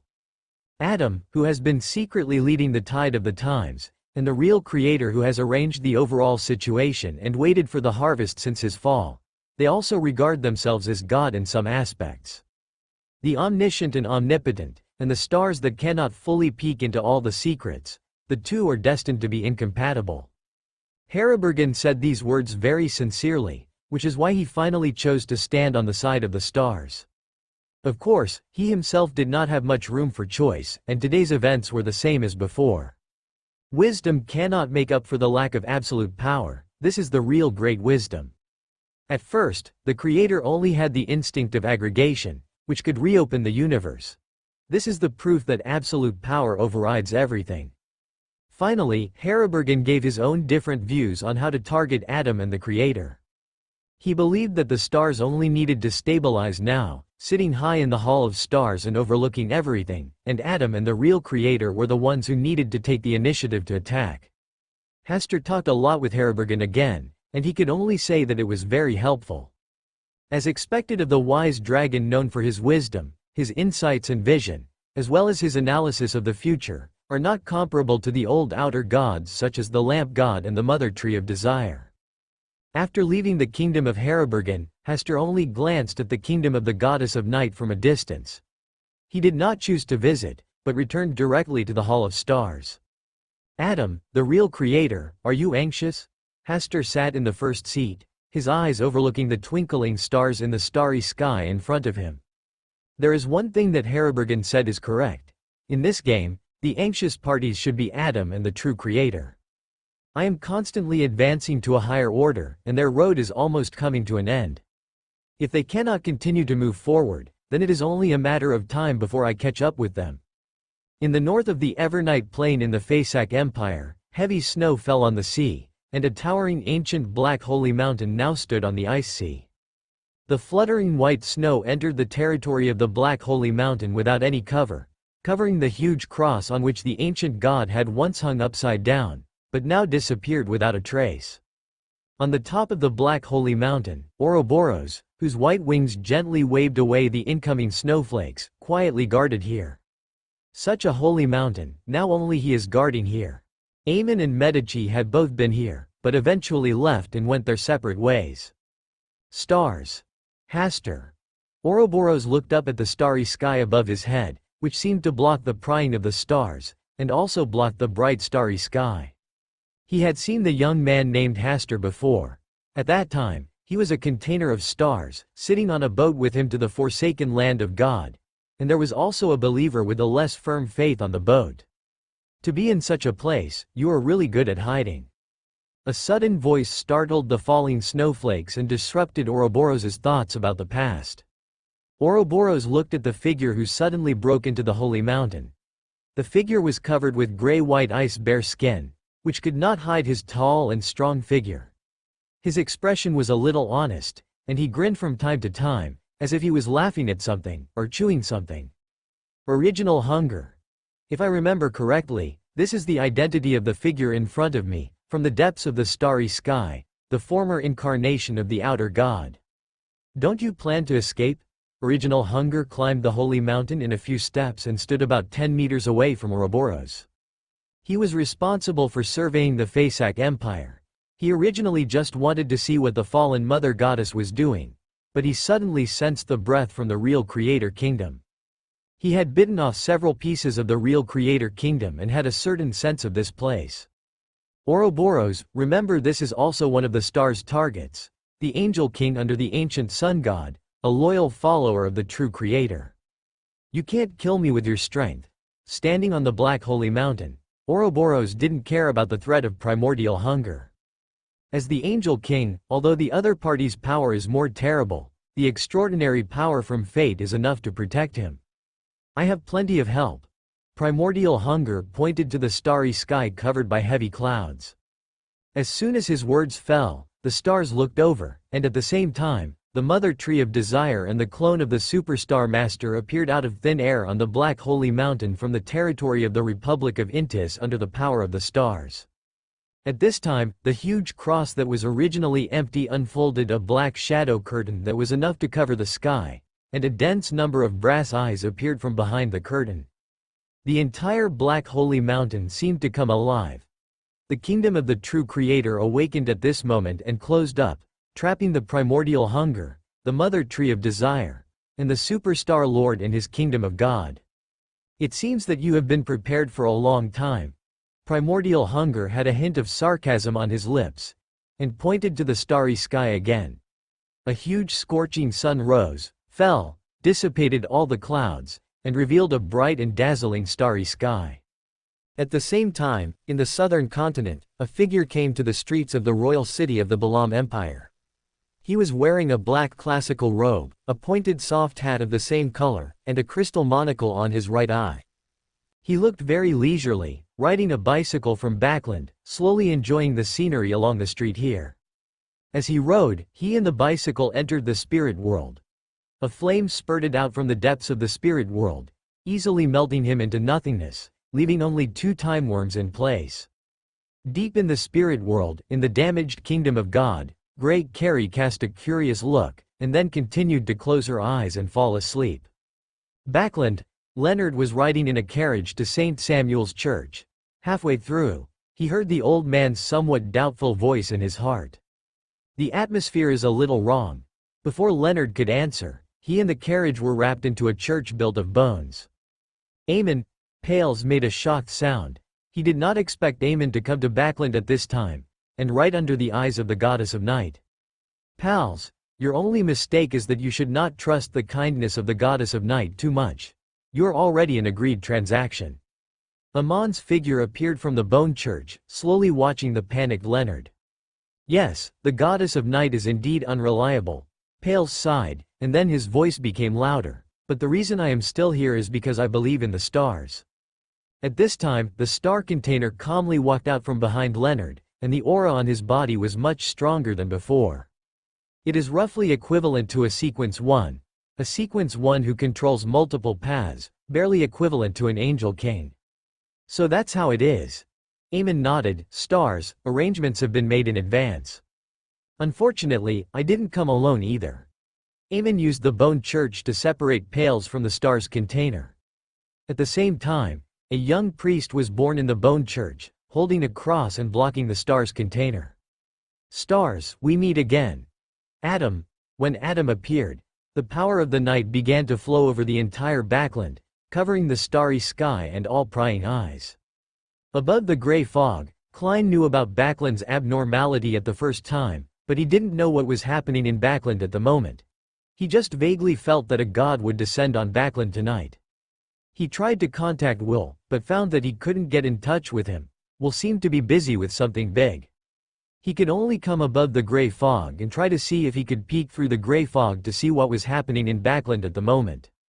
When he was about to use the power of the gray fog, an extremely terrifying feeling rose from the depths of his heart. The crazy warning from the spirituality forced him to stop using the power of the gray fog. This phenomenon has occurred many times. Every time he wanted to use the power of the gray fog, the spiritual warning would start to remind him frantically, making him dare not use the power of the gray fog casually. Even when convening a tarot club meeting, he had to be cautious, for fear of attracting some terrifying existence. And the origin of all this came from the depths of the giant king's court in the God-forsaken land. He was planning to go to the God-forsaken land with Bernadette in the future, to help the residents of Silver City leave the God-forsaken land and live again in a new world with the sun and the ocean. Such a warning from the spirit made him worried about his plan to enter the God-forsaken land, even if he only sent a secret puppet there. What happened? Klein sat in front of the long bronze table, pondered for a long time, and finally decided not to disturb Hastur, the star. Maybe Backland's abnormality tonight was also related to Hastur. Give Mr. Hastur a blessing, although it may not be useful. At the crack of the initial barrier, in the kingdom of God closed by the eternal scorching sun, the surging sea of hot light, now has an uninvited guest. An existence that once made him worship in the past, the ancient sun god. No matter how turbulent the heatwave was, at this moment in front of the ancient sun god, it was like a sheep that was extremely docile, bowing its head and not daring to cross the line. You are not the real ancient sun god, eternal sun, who is still confronting the superstar overlord for control, shouted angrily. I am him, and he is me. There is no difference between the two. The calm and indifferent tone made Eternal Sun understand at once, you are Adam. Osekis, I am here to take back the authority I once gave you. Haha, I didn't agree to take back the authority. A voice that did not belong to Eternal Sun came from the sun suspended above the golden ocean. It's all the same. Adam didn't say any more nonsense. He first absorbed this golden ocean, and then gradually absorbed the power contained in the sun. He is the ancient sun god, he is the real sun. I will detonate this kingdom of God and blow up the cracks in the initial barrier. Let's see how you end up. The superstar overlord made an angry voice. He was entangled with eternal sun at the moment, and he could not stop the ancient sun god who once held the authority of the sun. You don't have this ability. Adam saw through the superstar overlord true and false at a glance. If the superstar overlord could tear the crack in the initial barrier, his body would not have to wait in the depths of the starry sky for so many years. In the face of Adam's gradual withdrawal of authority, the eternal blazing sun did not choose to actively resist, as if he allowed his authority to be taken back by Adam. Adam was not too surprised by this. Even if he did not come, the eternal blazing sun would eventually be seized by the superstar overlord. Between the ancient sun god and the superstar overlord, choosing one is not too difficult. Damn it! The superstar overlord said angrily. Eternal blazing sun, are you willing to sacrifice yourself to achieve him? You and I can temporarily cease fighting, so that you can at least live until the end of the world. I can even keep your consciousness so that you will not completely perish. The superstar overlord was a little panicked. At this moment, he could not compete with Adam, who was part of the ancient sun god. The eternal blazing sun was silent, saying nothing. Such a performance made the superstar lord angry and annoyed. He was at a disadvantage in the eternal blazing sun and could not exert much power at all. Eternal blazing sun, the superstar lord said angrily, do you think I don't know what you are thinking at this moment? Okay, then I will help you. Haha, Adam, you chose the wrong opponent. The superstar lord seemed to have made some kind of decision, and he resolutely dispersed his clone to contribute to the eternal blazing sun. Such a development of the story made Adam frown slightly, and he accelerated the collection of the authority of the eternal blazing sun. Ha ha ha. The eternal blazing sun's arrogant and complacent laughter came from the golden sun. Adam, I really should thank you for your step-by-step pressure. The eternal blazing sun, who completely controlled his body, no longer sat there and waited for death. He communicated with the power of his kingdom of God, did not give in, and fought with Adam for the authority of the sun. When Adam appeared as the ancient sun god, he had already thought of the next strategy. When Adam began to take the authority of the sun, he deliberately showed his willingness to sacrifice for the overall situation and let Adam continue to take away the authority of the sun. Because he knew that with the character of the superstar lord, he would never sit and wait for death, and he was even more unwilling to let Adam get away with it for nothing. Therefore, the superstar lord, who had no other choice, finally chose to end his clone and gave up the opportunity to invade this time. He, Osekis, finally returned to the previous immortal light, the eternal blazing sun. As for the fight for the authority of the sun, he did not think he would lose to Adam. This is his kingdom of God, and he also received nourishment from the clone of the superstar lord. Most importantly, the stars would never sit and watch Adam gradually take back his former authority and become the ancient sun god again. Time, he only needs to delay enough time. On the Hall of Stars, Hastur was watching everything that happened in the kingdom of the eternal blazing sun with relish. Although the true creator, Amen, and Adam opened up 3 battlefields at the same time this time, trying to delay him so that he would not have enough energy to take care of all 3 battlefields. This is a very correct idea.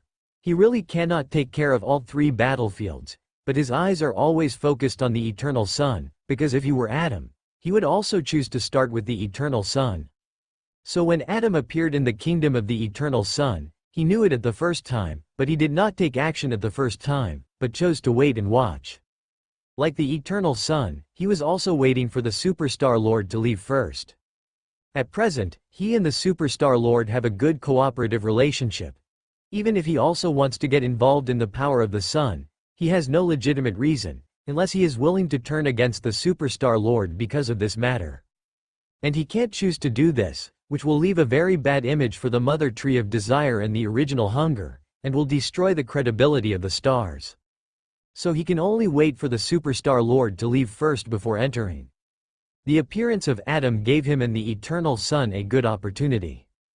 The fierce and unyielding personality of the superstar lord benefited eternal Leong and himself. At this time, even though Hastur was separated by a starry sky, he could hear the angry roar of the superstar lord in the depths of the starry sky. The roars shook the starry sky, and even the surrounding planets trembled. This time, Adam was destined to bear the wrath of the superstar lord. Hastur did not let the superstar lord wait too long, and soon drew his power to madly bombard the kingdom of eternal Leong. Knowing that his savior had arrived, the eternal Leong tried his best to hold Adam back even if his kingdom of God was destroyed. Compared with the destruction of the kingdom of God, the fate of having his power taken away and falling was obviously more terrible. And his kingdom of God had been shattered once before, otherwise how could the stars and Adam easily enter and exit his kingdom of God? The raging rage of the superstar lord turned into a fierce and ruthless offensive, and with a crushing force, he once again shattered the gate of the kingdom of eternal Leong. Hastur drew his wrath and sprinkled it on the eternal sun and Adam. This is what the superstar lord wanted to see. He wanted to take revenge on Adam, and at the same time, he wanted to hit the eternal sun again to create a better opportunity for his other clone. This is also what Hastur wanted to see. He could feel that he seemed to have gradually mastered some of the power of the sun in the bombardment. Adam, who was pointed at by the spear, was hit by the powerful blow of the superstar lord at this moment, and his body was smashed. He could only recover again at a distance. But the unremitting offensive of the superstar lord made the kingdom of the eternal sun tremble and boil. If it weren't for the initial barrier, he would definitely detonate everything directly. The eternal sun and Adam were constantly suppressed and could only dodge everywhere, and the entire kingdom of God was covered with charred holes. Occasionally, the sparks splashed out, passed through the kingdom of the eternal sun, and fell to the ground, triggering a series of magnificent fireworks. From time to time, the falling fragments of the kingdom of God were broken, like meteors rushing straight to the earth. Like a sigh, the god of steam and machinery chose to take action, but he did not want to participate in the war of gods in the kingdom of the eternal sun instead. He wanted to protect the kingdom below from the aftermath of the war between the kingdoms of God. Osekis, do you want to make a mistake again? Adam's voice was a little bit harsher. The rage of the superstar lord, even if it was weakened by the starry sky, was still able to severely injure him. Eternal Sun sneered. I will never regret what I have done, nor will I beg for mercy, nor will I sit and wait for death. Either you are buried here with me today, or you leave my kingdom of God. You don't have much time. Adam just looked at him calmly, and glanced at the irresistible sun that was constantly attacking through the hands of the stars. You said, I am not the ancient sun god, but Adam. Do you really see it clearly? While speaking, Adam gently stretched out his right hand and pulled off the cross hanging on his chest, and an aura exactly the same as the ancient sun god emanated from him. He easily took away the control of the kingdom of the eternal sun and guided the attack of the superstar lord to attack the eternal sun. Eternal blazing sun seemed to have sensed something and exclaimed, impossible. When did you merge with the true creator? It was not until then that he realized that the person standing in front of him was not Adam, but the ancient sun god who was the fusion of Adam and the true creator. The superstar lord is willing to sacrifice his clone so that you can fight for the authority of the sun with me wholeheartedly. The ancient sun god stared at eternal blazing sun with his eyes without anger. Will my consciousness be lower than that of the superstar lord? Divinity and humanity are both my side. At the critical moment, What does the so-called struggle between divinity and humanity count for? The atom and the true creator below, or just my imaginations through my own authority? Eternal blazing sun was silent for a while, and suddenly realized, your wisdom is really terrible. You originally wanted to use this to deal with the stars. The ancient sun god did not speak, and he no longer paid attention to any voice of eternal blazing sun. He wanted to speed up the recovery of the authority that originally belonged to him. Eternal Liyang fought hard, but the power of the sun continued to flow into the body of the ancient sun god. His defeat was only a matter of time. Inside the Hall of Stars, Hasta also became completely serious. He tried his best to attract the anger of the Superstar Lord to kill the ancient sun god. But the ancient sun god did not dodge. He used his power to link himself with Eternal Liyang to share the offensive from the Superstar Lord. The defeat of Eternal Liyang became more and more obvious. Oh, it's not that easy. Hasta sent a sunlight incarnation to appear beside Eternal Liyang and shouted in a deep voice, "Pray to the stars." As long as Eternal Liyang prayed to the stars, Hasta could transfer Eternal Liyang away, leaving the ancient sun god empty-handed. The ancient sun god separated a flame to devour Hasta's incarnation to avoid any more complications. Then a new sunlight incarnation appeared again. This time, a black shadow curtain appeared behind the ancient sun god, completely covering the kingdom of Eternal Liyang. This time, Hasta's incarnation of light was isolated outside the black shadow curtain. Hasta could only draw the power from the Superstar Lord to continuously bombard the shadow curtain. At this time, the god of knowledge and wisdom, who had been watching for a long time, also chose to join the battlefield. He used the eye of all-knowing to spy on the weak points of the shadow curtain and used the light of wisdom to lead the offensive of the stars to fall into that area.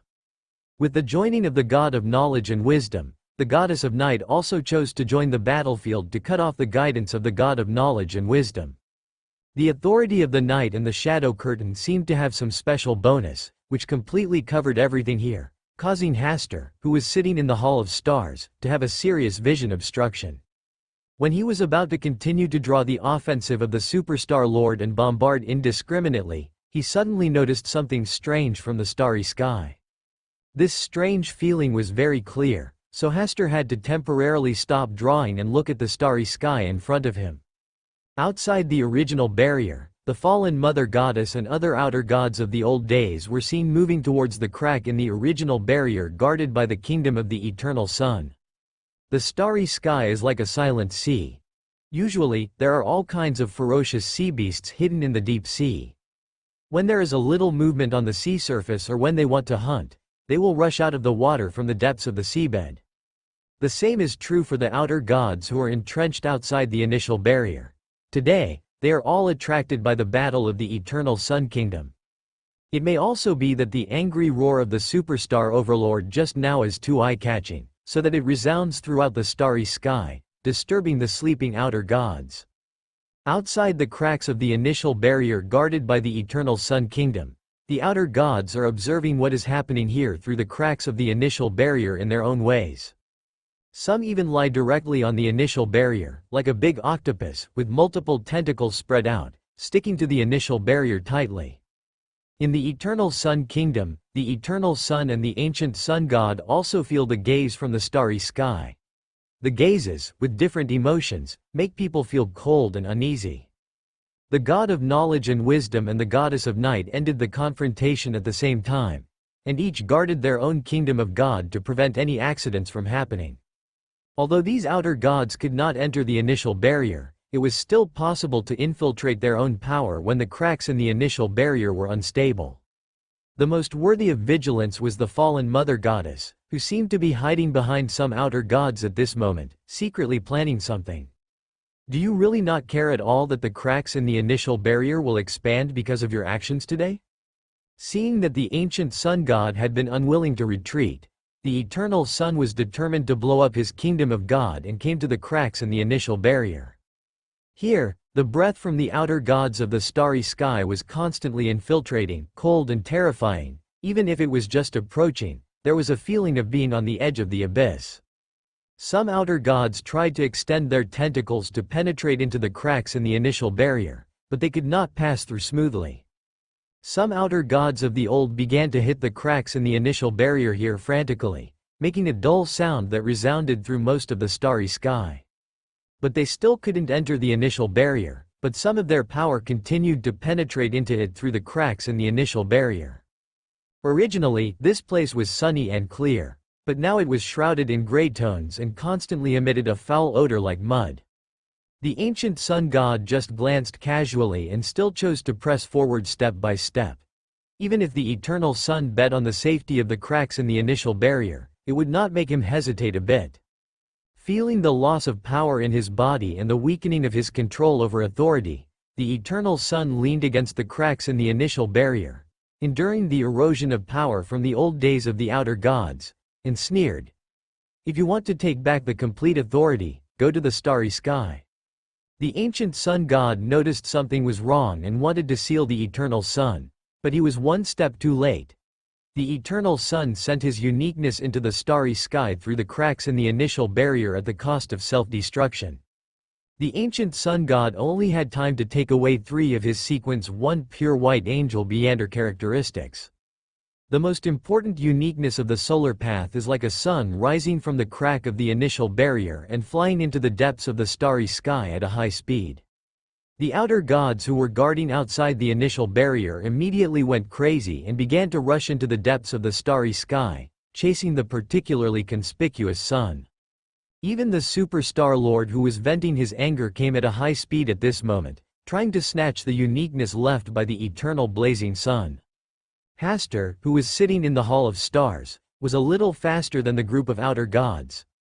The sun was also one of the stars, and he just happened to have a part of the sun's authority. When that uniqueness escaped into the depths of the starry sky, Hasta reached out the chain of stars, tied up the sun, and dragged it back to the starry sky outside the Hall of Stars. He didn't drag it back directly to the Hall of Stars because he was still on high alert. Something was wrong with this matter. The eternal blazing sun fell too decisively, and perhaps he would hide his resurrection trick in the uniqueness of his escape into the starry sky. Otherwise, there is no reason for him to send the uniqueness into the starry sky, just to disgust the ancient sun god. It seems unnecessary to do so. To achieve some kind of calculation is the most likely answer to this question. Moreover, this uniqueness just now definitely consciously avoided those outer gods who were guarding outside the initial barrier. Otherwise, it would have been taken away or swallowed by an outer god as soon as it left the initial barrier. Does the eternal blazing sun have the ability to do this? Hasta stretched out the chain of stars and gently pulled the golden sun in a circle, making it spin. At the same time, with the help of the power of the Hall of Stars, he carefully looked inside and out. Sure enough, in the deepest part, a faint little light spot was found. The chain of stars probed into it and touched the little light spot, and the figure of the eternal blazing sun appeared. The young man covered his body with a pure white robe, holding the book of contract in one hand and the sun-like golden ball in the other hand, handsome and full of vitality. It was indeed him. These old guys who survived were not easy to deal with. Of course, the god of war was an exception. He was relatively stupid, and the Lord of Storms was surrounded and killed in a planned way. As for the eternal blazing sun, he had already proved his wisdom when he tricked the superstar overlord. Stars. The eternal blazing sun looked at the ancient and mysterious star palace in front of him through the golden little sun formed by the uniqueness. His blurred eyes gradually became clear, and then he could not control his suppressed fear. Here, in front of this star palace, he felt an irresistible suppression, which was the natural suppression of the stars on the path of the sun. Stars. Sun. Eternal sun murmured silently, and after a while, he regained his composure. Sure enough, the stars have secretly grasped part of the sun's power. Eternal sun did not look very surprised. When I was fighting with the ancient sun god just now, I vaguely noticed this, which is the real reason why I chose to hide the last ray of consciousness in the uniqueness and escape into the depths of the starry sky. Asta did not speak, but just sat in the star palace, overlooking the eternal sun floating outside the star palace. At that time, I was thinking that if I fell into the hands of the ancient sun god, I would have no choice but to perish. If I fell into the hands of other outer gods, It would be bad luck for both me and the ancient sun god. Only if I fell into the hands of the stars would I have a chance to survive. Eternal Blazing Sun slowly recounted everything he had done. The sun is also one of the stars, and I also want to see the stars with my own eyes. I have finished what I said. Have the stars decided how to deal with me? Eternal Blazing Sun seemed to be in a good mood, and he had the leisure to carefully examine the external structure of the Hall of Stars, not even missing a single tiny line. Eternal Blazing Sun. What a good disguise. Hastur's voice came from the Hall of Stars. I should call you the ancient sun god. I don't understand what the stars mean. Your acting skills are very good, but you underestimate my wisdom too much. Hastur's eyes gradually became stern. If you were really the eternal blazing sun, then it would be too stupid, and it would make the eternal blazing sun's final determination a joke. An eternal blazing sun with only a wisp of consciousness and uniqueness left. What value can it have to save its life in my hands? Are you counting on me to be kind, or are you counting on me to be stupid? Hastur's tone was full of sarcasm. He didn't fully see through this at first. After all, the imaginary authority of the ancient sun god was enough to be real. But when the chain of stars touched him, all his disguises lost their meaning. The imaginary existence that was imagined could not hide in front of the stars. To see through illusions and see the truth. Is this also the authority of the stars? Having been exposed, the ancient sun god did not continue to disguise himself. His eyes looked straight at the Hall of Stars, as if he could see the stars sitting in the Hall of Stars. Your calculation is too hasty and too obvious. If I found this uniqueness from the belly of an outer god in the past, perhaps I would not be suspicious of it. I had to try it. There was no frustration on the face of the ancient sun god. This was a temporary test that he made, and it didn't matter whether it succeeded or not. Because he had achieved the biggest purpose of his action this time. He was so close to the eternal blazing sun, and there was a shadow curtain covering the eternal blazing sun kingdom. How could he let the eternal blazing sun escape the most important uniqueness? He just imagined a uniqueness, tore the shadow curtain, escaped into the starry sky through the crack of the initial barrier, and waited for the stars to take action. See if he could seize the opportunity to enter the Hall of Stars and take a peek at the true secrets of the stars. The Hall of Stars is a mysterious place that he cannot enter by force. He can only enter it if the stars personally guide him. Unfortunately, he was still seen through by the stars and could only stay in the starry sky outside. True Creator, is Ouroboros also a necessary sacrifice for you? Hasta suddenly changed his name, which made the consciousness of the ancient sun god stunned for a while. Hasta was sure that he was not mistaken. The expression of the ancient sun god did change slightly at that moment. It seemed that he was not wrong. At this moment, the fusion of Adam and the real creator was not complete. They were only temporarily merged together. The divinity and humanity still retained their independence. Ouroboros did not have any special meaning to Adam, so he could be abandoned at any time and become a necessary sacrifice. But for the real creator, Ouroboros was not a simple subordinate. Long-term companionship made the real creator, who was dominated by humanity, more emotional. Do you think that Ouroboros can survive safely just by relying on your imaginary false real creator and the kingdom of God? Hasta drew a screen in the air, which played a scene in which the kingdom of God of the real creator was broken and Ouroboros was taken away by Wool with two extraordinary characteristics of sequence 1 giant snakes. The ancient sun god just looked expressionless and watched this scene calmly. Is this a necessary sacrifice for you? That's right. Ouroboros is just a replica of the old Medici. What's there to be reluctant about? When you sent Ouroboros out as bait, you had already seen this scene.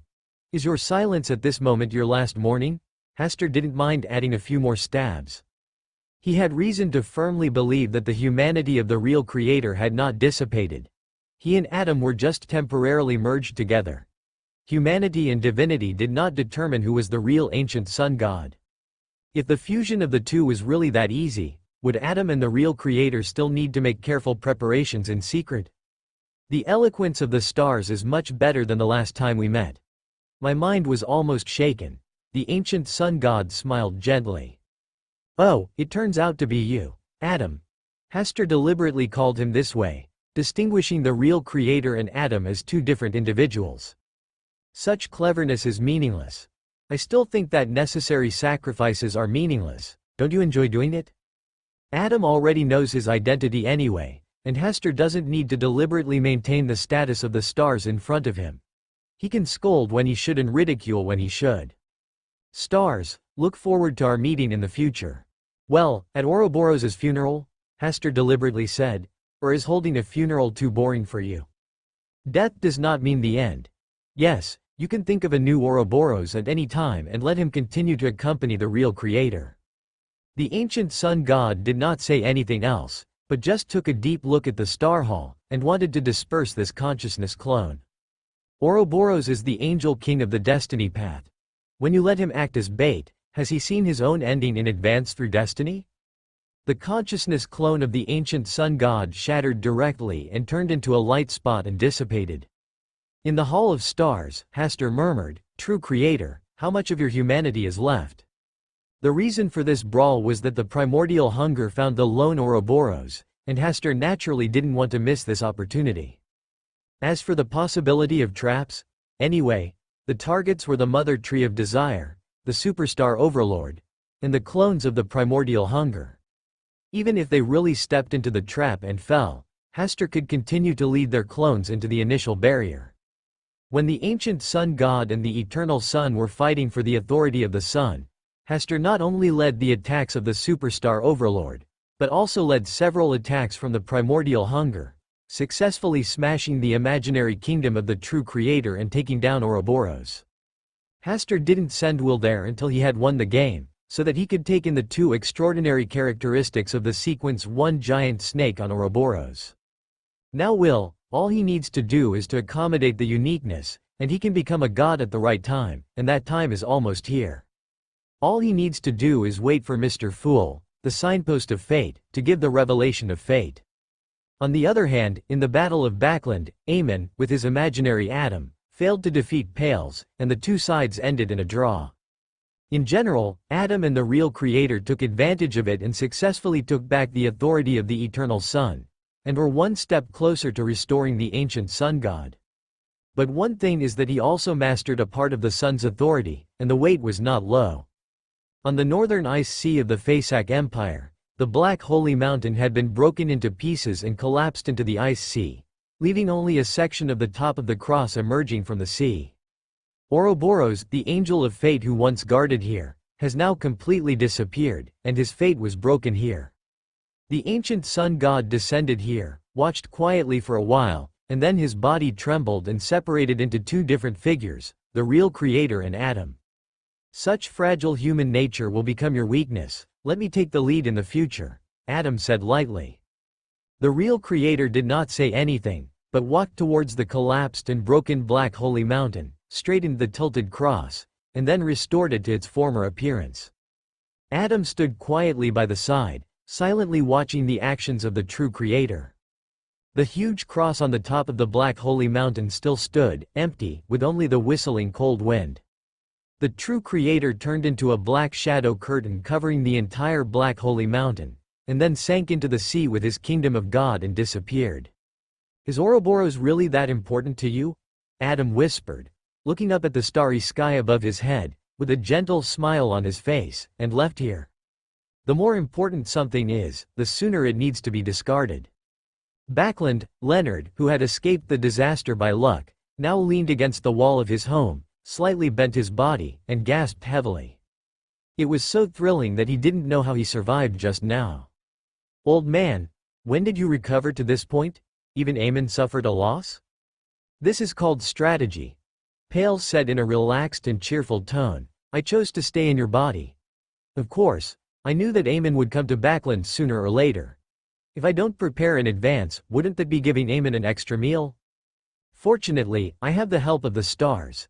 It's really worth making friends with Hester. I told you a long time ago that fools have good fortunes. Your good fortune is still to come. Leonard smiled and then reacted, cursing, you are a fool. Hee, is life more important or stupidity more important? Leonard didn't want to continue arguing about this topic. He staggered into the bathroom and prepared to wash up. Suddenly, He felt that the light in the room suddenly became dim. He was so scared that he almost thought that Eamon came to his door again. At Pale's reminder, he looked up at the sky outside. Very abnormal sky. At this time, it would not be so dark even if it was not sunny. He walked to the window, opened it, and looked up to see what was going on. The sky was not overcast, nor was it about to rain heavily, but the sky was extremely dark. Has the smog in Backland become more serious? Leonard guessed. Heavy smog? Your brain is basically done thinking about this. Old man, what do you think is the reason? It can't be that our battle with Eamon affected the celestial phenomena?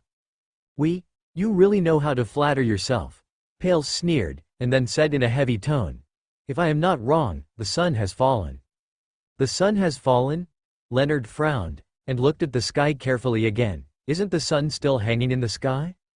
I'm talking about the eternal sun. What? Leonard was shocked and almost couldn't stand still. He held the window sill with both hands to support his body, and said in a trembling voice. The God believed in by the eternal sun church?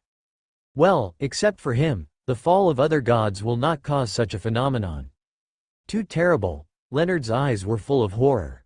A god, the eternal sun, who was high above, was as dazzling as the sun, and was the belief of thousands of people in the entire Intis Republic, but now it has also fallen. Yeah, it's terrible. Pales also sighed. A true god can fall, not to mention that he is only sequence 1. If Leonard and Hastur were not on good terms, and if the stars and Eamon were not at odds, he would have been caught by Eamon last time. Work hard. Forget it, just enjoy life. Pales left the last sentence and fell into silence. The dim and lightless phenomenon is more prominent in the Republic of Intis. It is clearly daytime, but at this moment it is like the middle of the night, dark and cold. The coldness crawled out from the depths of the heart, making the whole body tremble unnaturally. This is a phenomenon that has never happened before. Even in the cold winter with heavy snow, this situation has not occurred. This is unnatural and unscientific.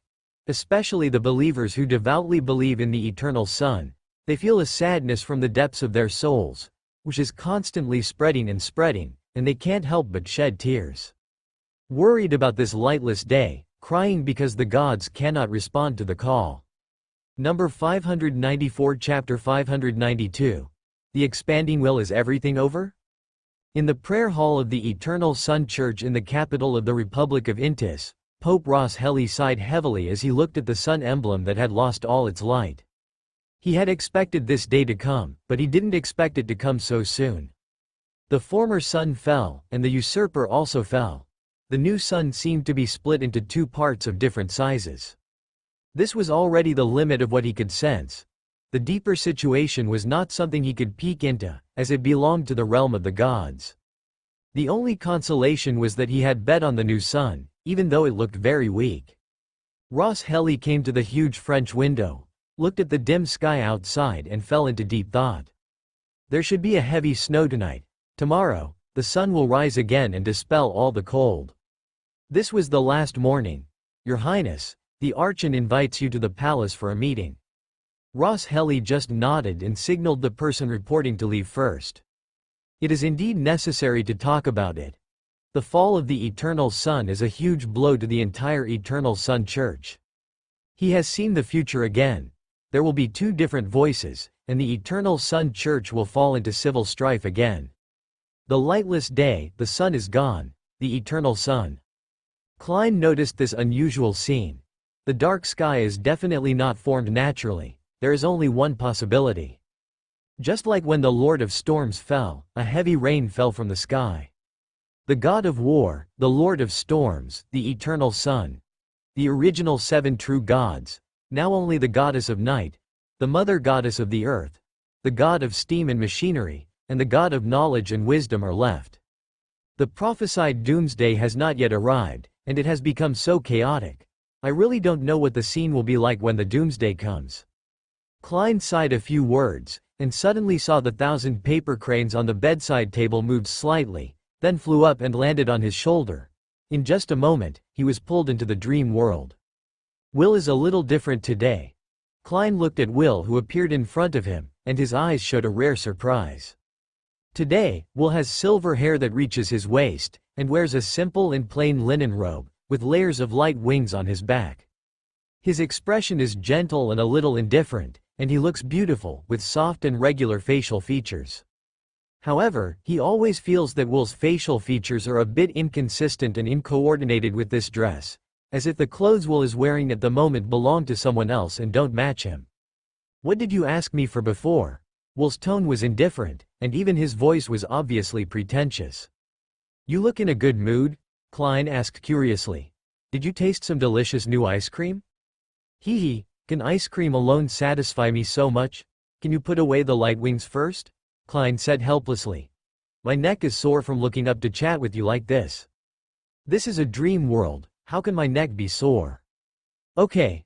Klein felt that Will was a little inflated today, giving people a feeling of being very annoying. "I'm very busy now. If there's nothing important, don't bother me." The tone was getting more and more annoying. Klein stared at Will for a while, then carefully looked at his outfit, and asked tentatively, "Could this outfit be taken from Ouroboros?" "Nonsense, this is my true image at the beginning, sacred and handsome, gorgeous and unparalleled." Klein said patiently, "Can you share the happy event you encountered recently?" "This is not a happy event." Will's expression suddenly became serious. "This is a great happy event." After saying that, Will put his hands on his waist and laughed. This scene was out of place with his angel-like outfit. "Did you eat Ouroboros?" Klein could only think of this possibility. Other happy events probably wouldn't make Will suffer from such a serious insanity. Only things related to Ouroboros could be possible. However, Will had been hiding from Ouroboros in Backland, so why did he suddenly eat Ouroboros? The eternal sun fell, and Will ate Ouroboros. Is this the confrontation between the stars and the true creator, Adam? Mr. Hastur has gone so far, so he should not be the most obscure one among the three travelers, right? Klein fell silent. Will's joy did not make him feel the same, but made him feel more melancholy. "Yes, you guessed right," Will said with a smile on his face. "I have collected 3 extraordinary characteristics of Sequence 1, and the uniqueness has always been in my hands. Now I just need to wait for the day of becoming a god." Klein was surprised.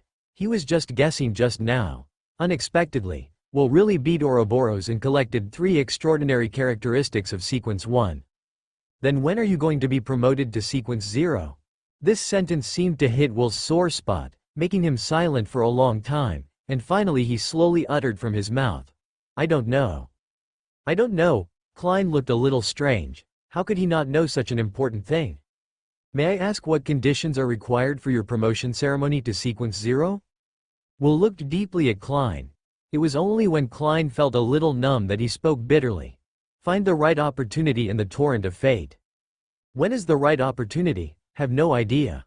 Will sighed heavily. "The opportunity for promotion may be tomorrow, it may be in a few years, or it may never appear." Klein secretly smacked his lips when he heard this. Isn't this the pure path to the European emperor? It depends on whether you are lucky enough. "Then I wish you good luck." Klein could only comfort him like this. "That's all?" Will's eyes widened and he looked at Klein in disbelief. "Otherwise, what else?" Klein's eyes were also widened and he looked at Will. "Alas, it seems that the right opportunity has not come yet." Will showed a dull and lifeless look. "Did I say something wrong?" No, Klein didn't understand what Will wanted to say, but he could feel that Will seemed to have some special expectations for him. But Will doesn't seem to want to explain. Is it because of some taboo? The taboo that cannot be said is because it will cause different changes after being known? So you can only wait for yourself to discover the meaning? Thinking of this, Klein glanced at Will, who nodded towards him, as if he understood. This is for yourself to understand. Although he wanted to help Will, he really couldn't think of what he should do except say sorry to Will. "I believe that day won't be too far away." Will flew to ancient times, stretched out a pair of wings and patted Klein on the shoulder. "I believe in you. Klein really wants to say that you don't have to have such high expectations of me. If you can't complete it, I will be very embarrassed. I need to be quiet for a while during this time and cannot help you. If you need help, you can go to Kungxing. I believe that your relationship does not require me to be a bridge between you." After giving a few instructions, Will disappeared into the dream world. "Kungxing, the relationship between me and him, is indescribable," Klein chuckled and shook his head. It's time to think about your own affairs. How to enter the gods' abandoned land and lead the residents of Silver City out of the gods' abandoned land? The biggest problem is how to pass through the king's court of giants. The things hidden in the bottomless abyss are so terrifying and mysterious. He must not put himself in danger. The most he can do is send a secret puppet. In this case, the problem can only be solved by Bernadette. Klein thought for a while and then walked out of the room. The dim sky made the entire sea look particularly turbulent. Groups of seabirds did not dare to spread their wings and fly high, but flew low over the sea. The vision caused by the fall of the eternal blazing sun can easily affect everything in the sea, even from such a distance. Klein just stood outside for a while, and soon a crew member came to him, saying that Bernadette had something important to discuss with him. He nodded and followed the crew member to the captain's cabin where Bernadette was. At this moment, Bernadette was looking at a navigation chart attentively. In 2 days we will cross the area that was the original Sea of Ruins.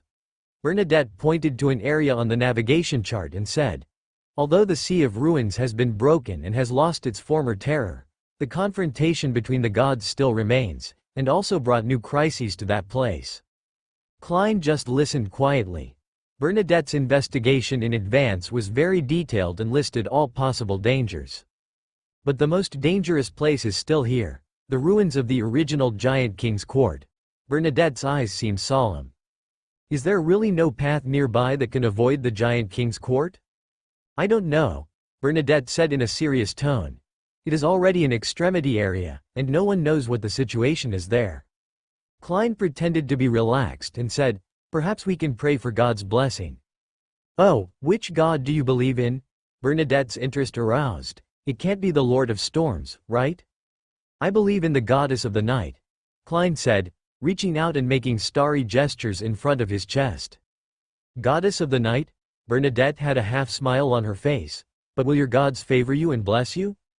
I think so. Regarding how to safely pass through the area of the Giant King's court, he could only go there with a puppet, so he would definitely need external help. And the gods he can rely on are the goddess of the night and the stars. Bernadette is a believer in the stars. She will inevitably pray to the stars for help at critical moments, so he can only seek help from the goddess of the night. If the stars and the goddess of night join forces and cannot pass through the Giant King's court, then the fate of Silver City is really unfortunate. The ship soon arrived at the Sea of Ruins, which was filled with the aura and chaotic power left over from the Divine War, and the entire sea area was dyed in various colors. Black desire, golden heat, gray coldness. Even from a distance, you can feel the suffocating breath from it. It is difficult to enter by normal means, and ordinary ships will never be able to withstand the power here. Bernadette came out of the captain's cabin and ordered the crew to stop sailing forward. She took Klein to the bow of the ship, looked at the impassable Sea of Ruins, stared for a moment, and summoned her Nautilus. Let's go, it's just the two of us on this last trip. This? Klein was shocked and asked, pretending to be surprised. I have never seen a ship of this shape before. It's called the Nautilus. It's different from ordinary ships. It's a submarine that can go deep into the ocean floor. Listening to Bernadette's explanation, Klein's mouth twitched slightly, and in the end he could only sigh in his heart. Russell really knows how to play.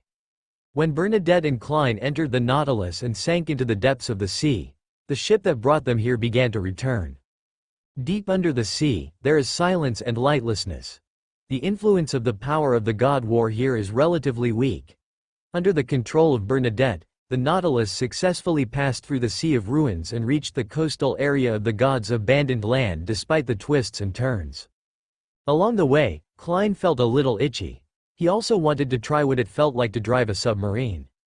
After leaving the Nautilus, Bernadette and Klein successfully arrived at the land abandoned by the gods. The first thing they encountered was a biting cold wind that seemed to blow from the deepest part of the abyss.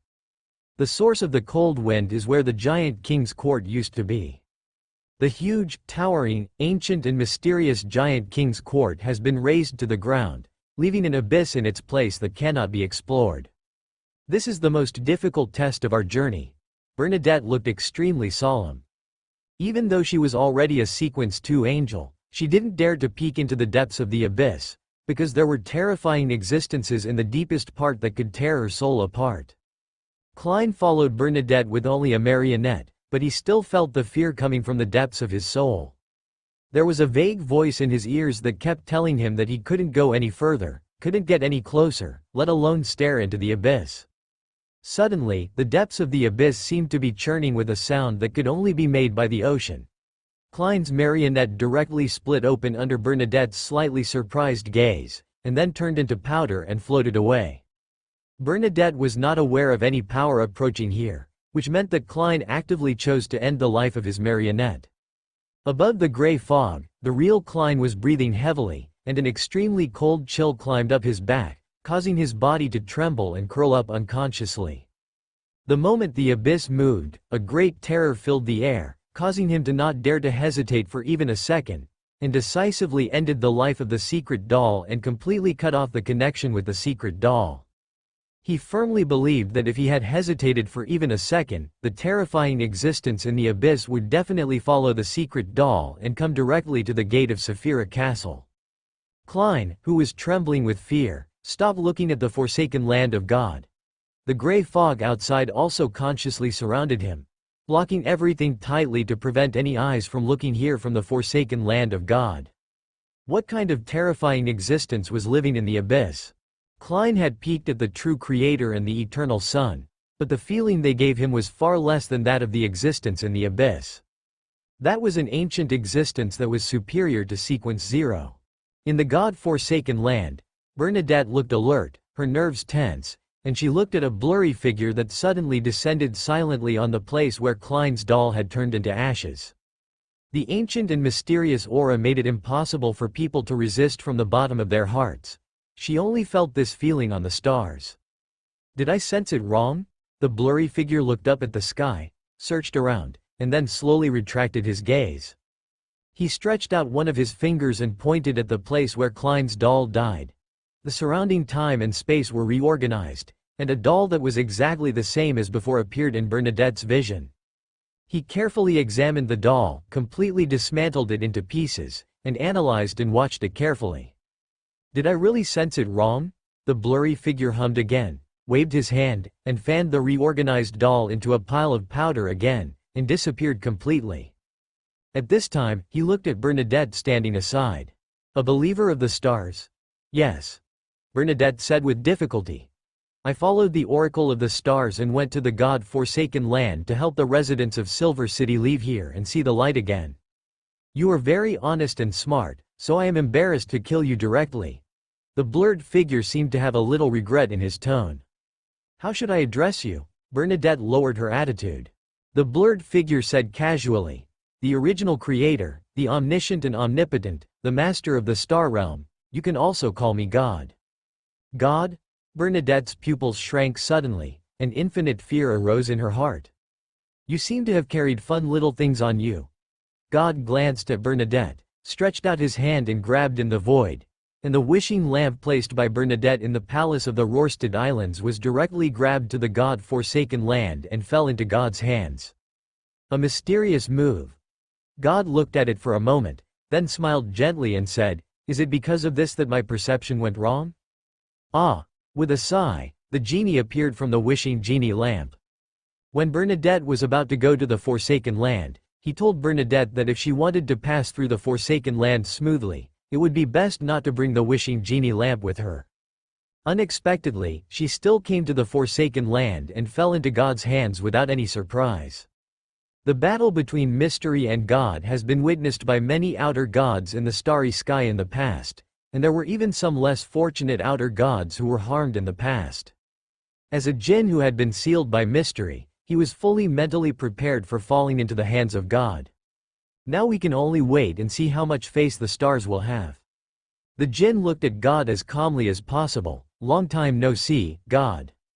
Oh, have I seen you before? Who are you? God pretended to be thoughtful and thought for a while, then weighed the wishing lamp in his hand and said with a smile, This little object is not bad, it is this wishing lamp. The jinn inside looks a bit ugly.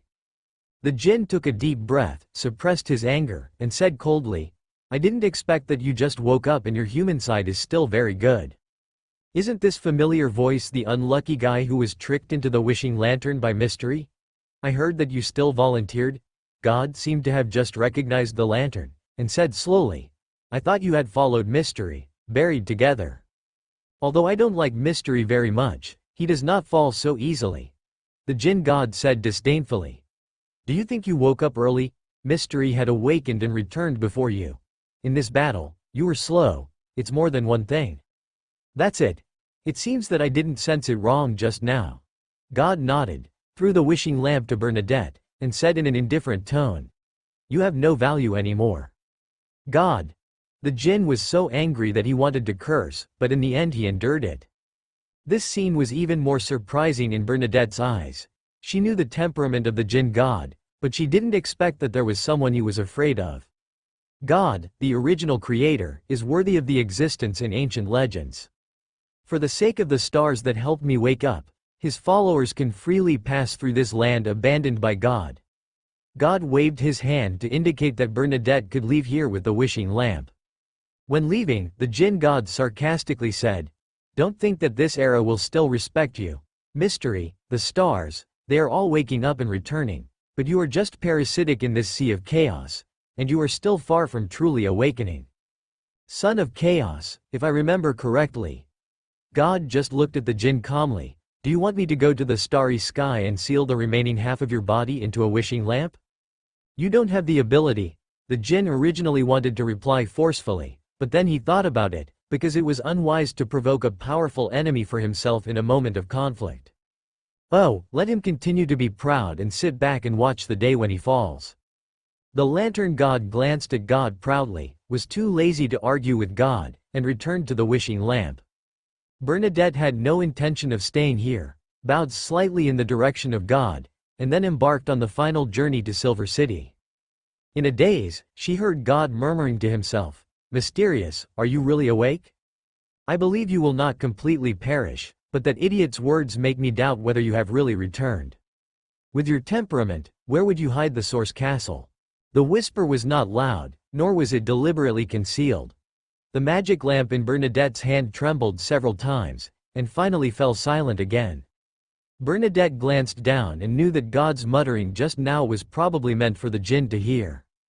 I have to say that God is really powerful when it comes to insulting the Jinn. When Bernadette came to the edge of the abyss, a bridge appeared out of thin air above the abyss, which could probably allow 3 or 4 people to walk parallelly. Such a lonely bridge is erected over the bottomless abyss, surrounded by nothingness, and there are no guardrails on the left and right. Just looking at it makes people feel intimidated, and they dare not even take a step forward.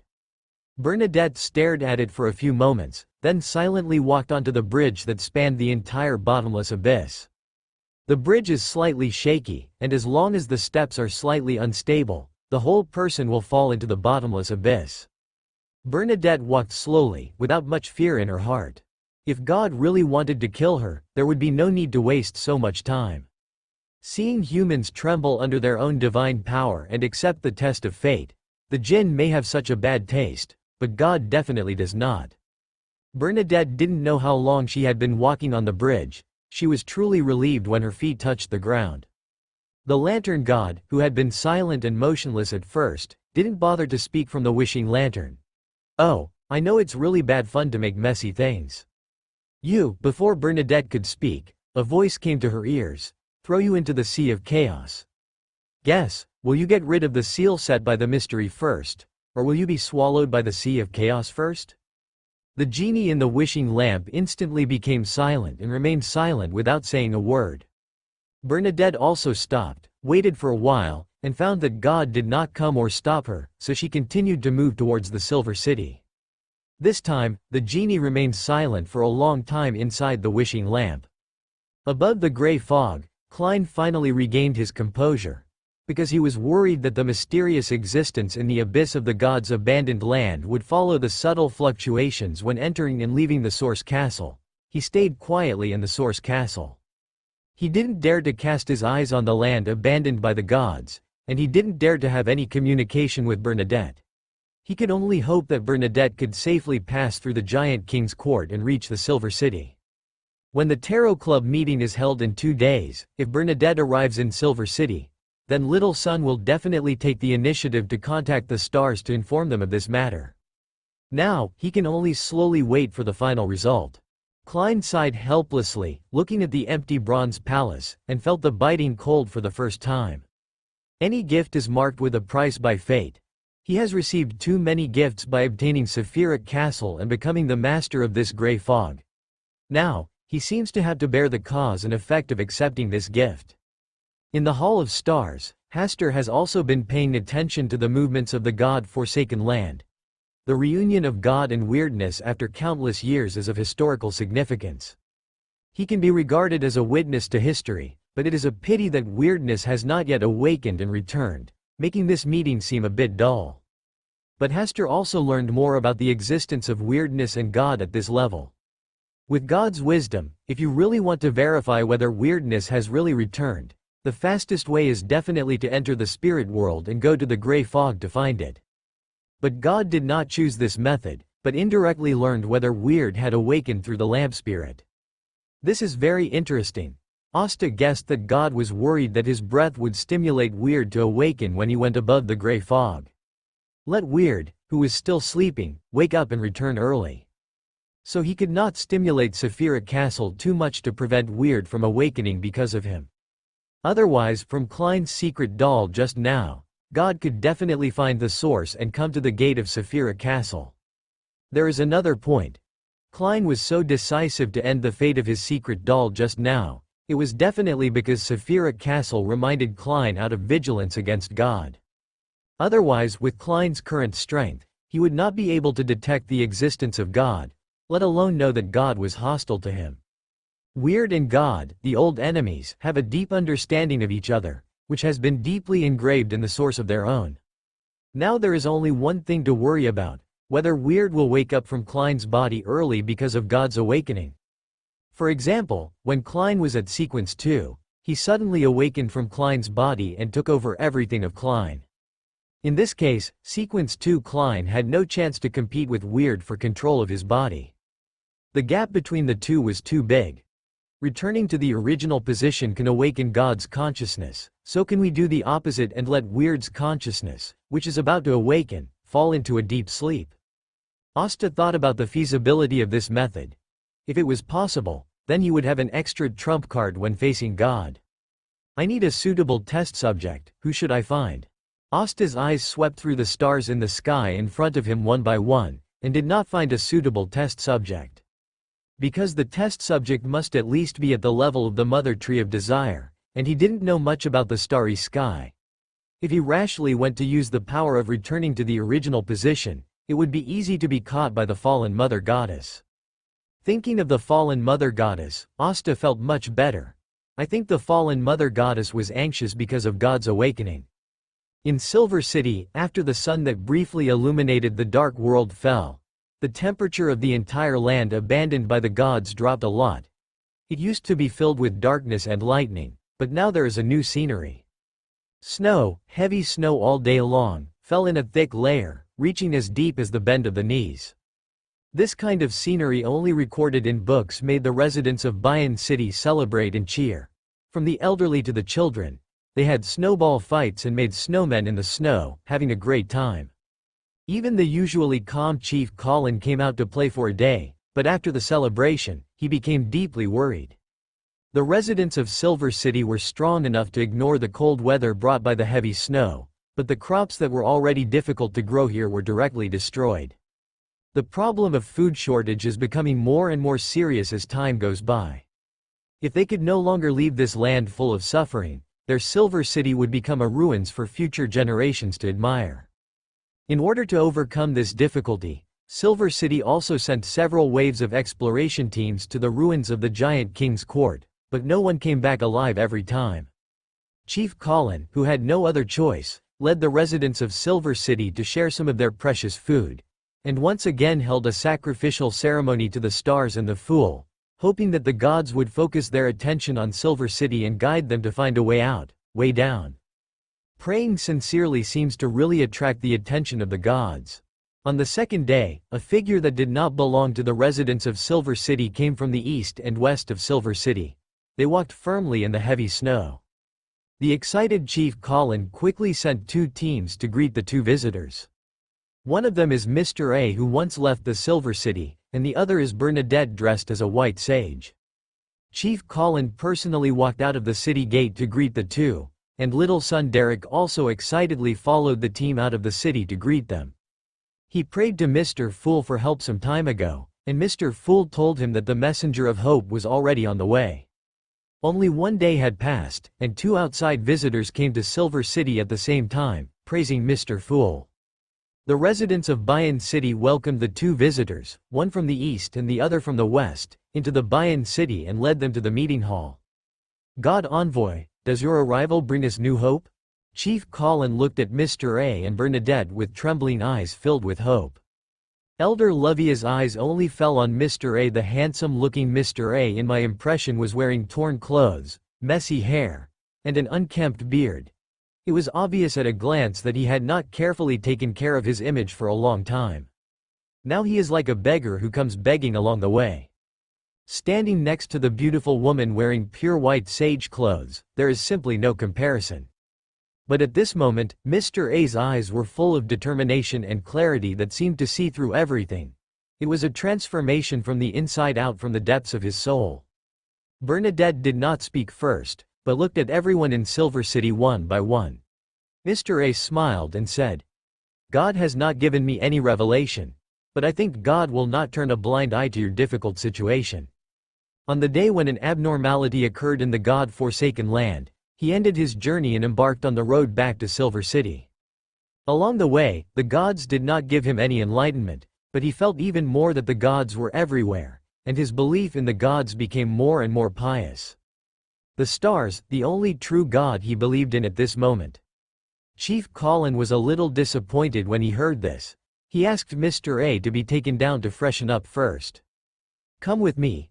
Elder Loviat took the initiative to lead Mr. A down to wash up and rest. Sometimes the elusive symbolism is far greater than what you can see with your eyes. Bernadette said something for Mr. A. Mr. A, who has traveled far away, appears outside Silver City at the same time as her today, which in itself is of great symbolic significance. Although Mr. A did not directly hear the revelation from the gods, his return itself was also a revelation full of light and hope. Chief Colin trembled slightly, knowing the weight of these words. He apologized. It was because I was blinded by the current predicament of Silver City that I did such a rude thing. Bernadette did not continue talking about this topic, but instead said, it was the gods who guided me here to lead you out of this God-forsaken land full of dangers and sufferings. You can call me a sage. Divine guidance. Derek accurately grasped this key word, and he was even more delighted. This must be the envoy sent by Mr. Fool. No, this is the sage. The day has finally come for Silver City to leave the land abandoned by the gods. Praise Mr. Fool again. Chief Colin was equally delighted, but he also asked tentatively, I wonder which god shed the light of grace. During this time, Silver City held several sacrifices and prayed to more than one god. For such an important question, it is better to ask clearly first. Otherwise you will thank the wrong gods later, but you will incur punishment from the gods. Bernadette glanced deeply at everyone in Silver City. The God who guided me here has also helped you in the past. Originally her answer should have been, I am a believer in the stars. But the stars told her to equivocate on the issue and give a little faith to the fool. This is why the stars asked Klein, disguised as Gehrman Sparrow, to accompany her to the forsaken land. Each of them sent a believer to Silver City to share the faith of Silver City. This should be the consensus of cooperation between the stars and the fool. Unfortunately, Klein seemed to encounter some accidents when he arrived at the God-forsaken land, and even attracted the attention of God. As for the reason, it was not something she could forcefully explore. This. Chief Colin hesitated, his eyes showing difficulty. Stars and fool. Bernadette slowly uttered the 2 honorific names. Praise the stars. Praise the fool. Chief Colin quickly reacted, and other residents of Silver City followed suit to praise the stars and the fool. Derek on the side secretly clenched his fists. It was indeed Mr. Fool. I have a general understanding of the situation here, but there are still some details that need someone to solve my doubts. After arriving here, Derek left the meeting hall and crossed the square, returned to his home, and then began to pray devoutly to Mr. Fool. When he was halfway through his prayer, a blurry figure appeared silently beside him. Derek did not notice this and continued to recite the full name of Mr. Fool. Above the gray fog, Klein wanted to respond to the prayer of little son Derek, but the gray fog had a new move. It became extremely thick, like a gray cover, completely covering the Saphira castle. Klein immediately realized that something was wrong. With such a defensive state, there was only one possibility. The terrifying existence hidden in the depths of the giant king's court was right next to Derek. The tingling feeling on his scalp made Klein restrain himself from responding to Derek's prayer and chose to turn a deaf ear to it. In the Silver City, Derek waited for a while, but still did not get a response from Mr. Fool. He felt a little strange, but he could only understand that Mr. Fool had something important to deal with at the moment and had no time to deal with his side. Praise the Fool. Derek praised silently in his heart, and then prepared to leave the room and go to the chief to see if there was anything he needed help with. The Fool? A voice neither light nor heavy sounded in his ear, and Derek shuddered all over. This feeling was just like the encounter with Aemon. No, it was even scarier than the encounter with Aemon. Derek's body subconsciously retreated, and his back slammed against the wall. He exclaimed, "You? Who are you? Why did you suddenly appear in my room?" The Fool who does not belong to this era, the mysterious master above the gray fog, the yellow and black king who controls good luck. The blurred figure seemed to have a smile on his lips, and slowly finished the three-part honorific name. This scene made Derek feel like his mind was completely exploded. At this moment, he just wanted to escape from here and stay away from the mysterious existence that appeared in front of him for no reason. The reason why I have been staying in the God-forsaken land is that I vaguely sensed that staying here will definitely have good gains, and I really waited for it. Who are you? Derek asked this sentence again in a trembling tone. God. God's tone was cheerful, and he seemed to be in a good mood. You can report my existence to the Fool you mentioned, and say that I am very interested in meeting him and chatting with him. Derek remained silent, but his eyes were firm. He would never let his life affect Mr. Fool. I am not interested in taking your life. God looked up, looking in the direction of Saphira Castle, and chuckled. Fool, weird. It turns out that you really haven't awakened yet. He knows Weird as well as he knows himself. If Weird really awakens, he will never choose to avoid him every time he appears.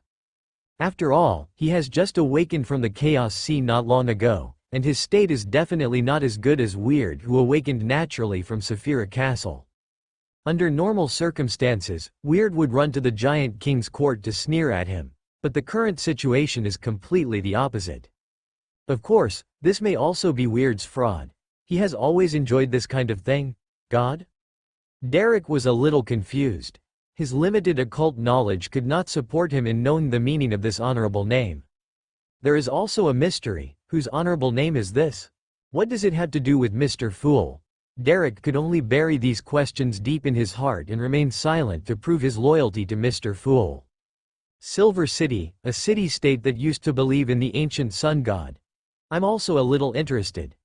God murmured and walked out of Derek's house, walking on the streets of Silver City as if there was no one around. Derek breathed a sigh of relief, was stunned for a moment, and then hurriedly chased him out. He had to tell the chief the news immediately. As he frantically walked through the streets and past the curb in the city center, he found the mysterious figure who claimed to be God standing in front of the altar representing the stars and the Fool, watching. Derek suppressed the fear in his heart and hurriedly ran towards the meeting hall from the other side of the path. Stars, Fool. Have the stars awakened the mystery? God watched calmly. When he arrived at Silver City, nothing that happened here could be hidden from him. He knew that the stars and the Fool had recently reached a cooperation to help the residents of Silver City leave God's abandoned place. Stars, what is your purpose? God looked up at the dark sky filled with lightning, and could not see where the Palace of Stars was. Really interesting. God soon disappeared and left Silver City. No matter what the purpose of the stars and the Fool is, They cannot bypass the Giant King's court when it comes to Silver City leaving the land abandoned by God. In the meeting hall, Derek hurriedly found Chief Colin, who was talking to Bernadette. What happened? Chief, just now, a mysterious being who calls himself God suddenly appeared next to me and asked me to give a message to the fool. Derek stumbled and described what had just happened in detail. God? Chief Colin frowned, searching for this honorable name in his mind, but there was no impression. Bernadette on the side said in time. Under the Giant King's court, the bottomless abyss is his residence. This means that if we in Silver City want to leave the land abandoned by God, we must obtain his consent. Chief Colin immediately understood the importance of this. Yes, he will not care too much about you, otherwise Silver City would not be able to exist safely to this day.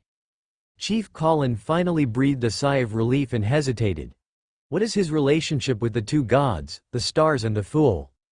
He seems to be particularly interested in the fool. Bernadette glanced at Derek, a follower of the fool. He should have been praying to the fool just now, and he was able to catch the subtle fluctuations, thus attracting God. Derek, you stay here for the time being. I will personally visit this god and pray to him to allow our Silver City to see the light again. Chief Colin looked at Bernadette and apologized. Sir, Sage, I'll excuse you for a moment and let a few other elders answer your questions. After arranging everything, Chief Colin left the meeting hall and went to the altar in the city center, but he did not see the god as he wished. Above the gray fog, Klein was frowning as he thought about the existence of the god-forsaken land. He couldn't avoid him all the time, and as Derek was a follower of the fool, he was still in the Silver City, so the distance was too close. Unless he doesn't want to be a believer in Derek and gives up Silver City, he will have to face that mysterious existence sooner or later. But my understanding of him is really limited, and I don't even know who he is. It seems that I need to seek help from Mr. Hastur. Klein sighed. He believed that Hastur must know the details of the mysterious being, and that the relationship between the stars and the mysterious being was acceptable, otherwise Bernadette would never be able to reach Silver City alive. Leaving the gray fog, Klein was in the captain's cabin of a small boat. He first drove the boat away from the sea of ruins, and then began to pray to the stars. This was the fastest way to contact Hastur. The honorable names of the stars are no longer a secret. When a starry sky appeared on the ceiling, Klein felt particularly complicated. He did not expect that he and Hastur would have such a conversation one day. In the bright starry sky, an ancient palace is looming, as if between reality and illusion. Deep in the palace, a mysterious ancient figure sits high. This scene seems familiar. Isn't this the same image of myself in front of everyone in the tarot club? I wonder if Hastur has experienced the social death feeling of someone knowing his true identity? Klein looked through the hall of stars and seemed to see that ancient mysterious figure with a young and handsome face. This scene did not last long. A starlight fell, forming a starlight incarnation in front of Klein.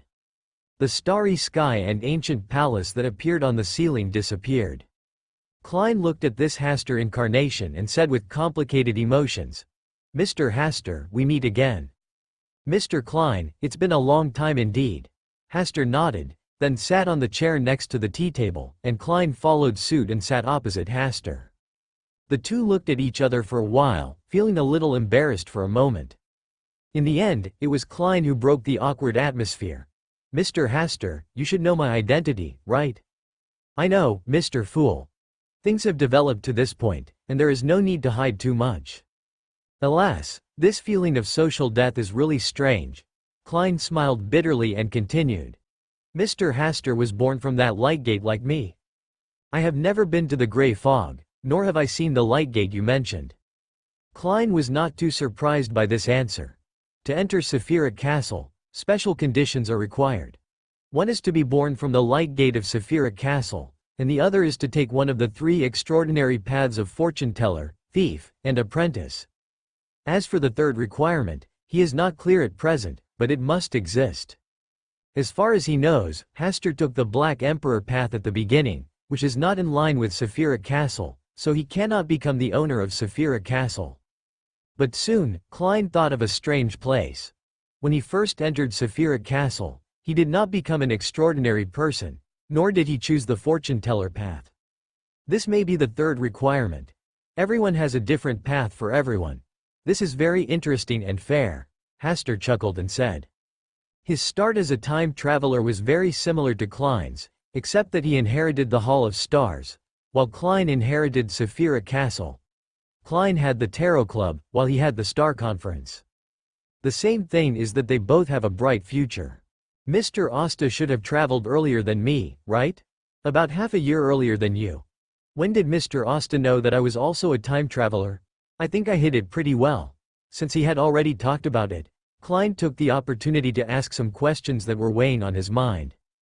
On the first day of your birth, I knew you were a time traveler. Asta's shocking words made Klein stunned for a moment. How could it be? Not only do I know this, but the goddess of night also knows it very well, so you are so predestined with the goddess of night. As Asta spoke, he looked up and glanced at the sky blocked by the ceiling. Although the goddess of night contacted Klein first and invested in him, she was a god and wanted to keep the secrets about Klein, so many things could only be done in secret. At this point, the advantage he had was too great. I can communicate with Klein openly and honestly. Can the goddess of night do this? I believe that in Klein's heart at this moment, I am definitely more trustworthy than the goddess of night. Hey, goddess of night, your cat is getting closer to me. So that's how it is. Klein sighed. This made him understand a lot of things, and he also knew why he was paid special attention by the goddess of night, and even many beings mistakenly believed that he was the goddess of night's favored one. When I started collecting Rissel's diary, did Mr. Asta help me a little? Klein remembered that when he encountered Ince Zangwill in 008 in Tingen City before, he always got the corresponding inspiration from the Rissel diary that he had just collected. Miss Audrey is a very good messenger. She bought a lot of special Rissel diaries from me, which was also a way for me to make money during that time. Asta smiled gently. Now thinking back, what happened during that time was quite interesting. Miss Justice is also a way for me to make money, and she is also the big money sponsor of the entire Tarot Club. Klein said in his heart, and said, does Miss Audrey know about this? I dare not tell her yet, otherwise she will definitely think that I have always had other intentions towards her from the beginning. Mr. Asta, are you sacrificing yourself? Asta smiled and did not answer this question. Klein also showed an ant-like smile on his face. It is good that Miss Justice has a destination like Mr. Asta, especially in this chaotic and crazy world. People like Miss Justice who are pure, kind and just deserve protection, and Mr. Asta just has such ability. Mr. Hasta, in which year did you become a time traveler? As the two talked, Klein asked about this last curious thing. Well, it's a secret. Hasta responded with a smile, but did not tell the truth. He couldn't say that he came from a book, or let Klein mistakenly think that he was like him, a bacon sausage hanging on the light gate. Klein didn't care too much. Perhaps Hasta didn't want to recall his past in the original world. Mr. Hasta, how much do you know about the mysterious existence under the ruins of the giant king's court? Klein finally asked the real purpose of his trip. God, also known as the original creator, the omniscient and omnipotent, the master of the star realm. Hasta paused for a moment before continuing. The fall of the ancient sun god was because God awakened in his body. There is such a secret. Klein was shocked. He didn't know much about God, but he had a certain understanding of the ancient sun god and knew what kind of glorious power this ancient sun god had. Even such an ancient and powerful being fell because of God's existence, which only highlights God's horror. Such a being seemed to have set its sights on him. No, it should be said that it had set its sights on Saphira Castle. Asta glanced at Klein, but still chose not to tell him the details of the Lord of Mysteries, so as not to stimulate the Lord of Mysteries to awaken further. Let Klein walk slowly first, and even if God really caught Klein, in order to prevent the Lord of Mysteries from awakening, he might help Klein suppress the awakening of the Lord of Mysteries' consciousness. For God, helping Klein is the best revenge against the mystery. He really wants to hold down the coffin lid of the Lord of Mysteries, and it would be even better if he could nail a few more coffin nails. Bernadette is already in charge of the affairs of the God-forsaken land, and I believe she will handle the affairs of the Silver City, Asta comforted. Klein nodded and said, I hope everything goes well. The two talked about some other things, and Asta also told Klein some secrets that he didn't know yet. After the discussion, Hasta, the incarnation of starlight, dispersed, leaving Klein alone in the room. He was silent for a long time, then suddenly shook his head, with a deep thoughtful look on his face. Why did he feel that after the showdown with Mr. Hasta, his behavior was more like a secret existence hiding in the dark, who could easily decide various major events in the mysterious world with just a few words? Hidden boss in the game? It was probably something like this. It feels pretty good, like suddenly finding a teammate who can cooperate with me in the single-player game I have been playing. And my teammates are very good at the game, and they can also take me, who is not very familiar with the rules of the game, to fly a little. Klein murmured a few words, feeling pretty good. When it comes to playing games, the best configuration is a friend who can play together. Southern Continent, Balam Empire Palace. Hasta left the Hall of Stars, walked out of the room, and crossed two small courtyards before finding Audrey, who was flipping through a book with Susie and discussing psychology knowledge. Now, Susie, who has outstanding practical experience in psychology, can teach Audrey a lot of useful knowledge. Ahem, Susie, you should be more patient when facing those patients with mental illness who are emotionally weak and not good at expressing themselves verbally. Try to use friends or other trustworthy images to establish a more comfortable relationship with the patients. Susie looked at Audrey in confusion. Isn't this her own word? It looked at Audrey with an inquiring look, but Audrey avoided its eyes and turned to look at Mr. Asta, who was walking towards this side. Audrey, did I bother you to teach Susie to read? Audrey frowned slightly, and her posture was slightly upright. Fortunately, Susie is still very smart. She can quickly understand this kind of knowledge, which saves me a lot of effort. Susie looked at Audrey with resentment, and then she left here with her book in her mouth. Without Susie present, Audrey's tone was much softer. Are you done? Well, I just went to see Mr. Fool. Mr. Fool? Audrey was almost scared to stand up, and her voice trembled. You went to see Mr. Fool? Yes, is it a strange question for the stars to cooperate with the Fool? Audrey looked at Hasta a little guilty, then lowered her head and muttered softly. Did Mr. Fool say anything to you? We are just talking about cooperation. What else can he say to me? Hasta's mouth was already smiling. For example, the Tarot Club. This? Hasta pretended to ponder for a while, and then said, Miss Justice, the big moneymaker who feeds the entire Tarot Club, is a noble from Backland, and is a pure, kind, and righteous woman. It's over, Mr. Hasta still discovered my identity in the Tarot Club. It's too embarrassing. Audrey felt her cheeks getting slightly hot, and she calmed down a little before raising her chin and looking at Hasta, who was looking at her with interest. Have you known for a long time that I am a member of the Tarot Club? I used to like to visit your home every Monday at 3 p.m. I knew you did it on purpose at that time. Audrey rolled her eyes at Hasta in shame. I also know a lot about you. Hasta smiled and took Audrey's little hand, squeezed it a few times and said, Miss Furs is a believer in the stars and a magician in the Tarot Society. Miss, she will always update me on the latest developments in the Tarot Society. Audrey's eyes widened slightly. Doesn't that mean that every move she made during the Tarot Club was known to Mr. Hasta? Relax, I'll tell you about other things. Asta pulled Audrey to sit on his lap, put one arm around her waist, hugged her to his chest, and told her some little secrets that could not be told in the past.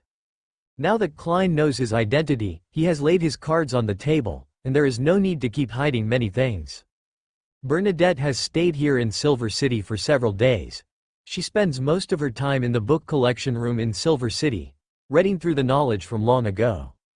For her, this is also an improvement.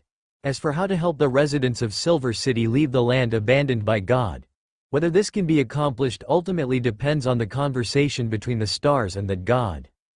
On the second day after arriving, she tried to build a space portal, but failed once. The God who lurks in the bottomless abyss is using his power to affect everything here. Unless he nods, the residents of Silver City cannot leave the place abandoned by God.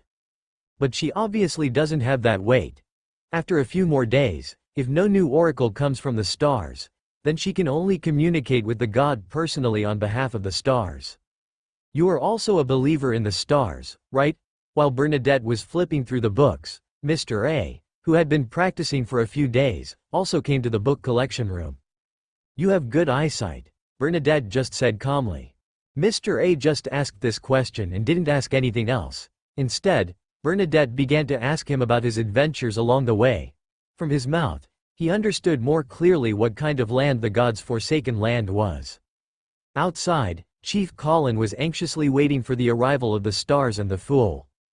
Although the sage arrived, he used his extraordinary ability to improve the environment here, so that the plants no longer stopped growing due to wind and snow, but instead grew stronger, which solved the food shortage crisis to a certain extent. But the problem of how to leave the land abandoned by the gods has not yet been solved. At times like this, it becomes even more difficult to wait. Derek looked very depressed. In a while, it will be time for the tarot meeting. During this period of time, Mr. Fool has not contacted him. Perhaps he will not be able to participate in this tarot club. Does this mean that Mr. Fool has given up on himself and Silver City? Above the gray fog, Klein sat at the head of the long bronze table, lost in thought. The time for the tarot club is coming soon. Should I invite Little Sun to attend this tarot club? Once guided, the god will definitely notice this tiny fluctuation and come to Silver City, or even directly outside the gray mist. At that time, if Source Castle could not stop the opponent's invasion, he would probably perish because of this recklessness. Either tell everyone in the tarot club that no tarot club will be held in the near future, or give up inviting Little Sun to participate in this tarot club. This is the safest and most appropriate way to handle it. At 3 o'clock in the afternoon on Monday, Audrey was taken above the gray fog with her heart in mind. Mr. Hastur's showdown made her suddenly unsure of how to face Mr. Fool and Miss Magician. It always feels weird that my immediate boss suddenly becomes my fiancé's partner, my colleague, and my fiancé's disciple. Mr. Fool, good afternoon. Mr. Hanged Man, good afternoon. After arriving above the gray mist, Audrey quickly recovered her thoughts and began to greet Mr. Fool and the members of the Tarot Society. After saying hello, she was shocked to find that Mr. Little Sun did not come to participate in this week's tarot meeting.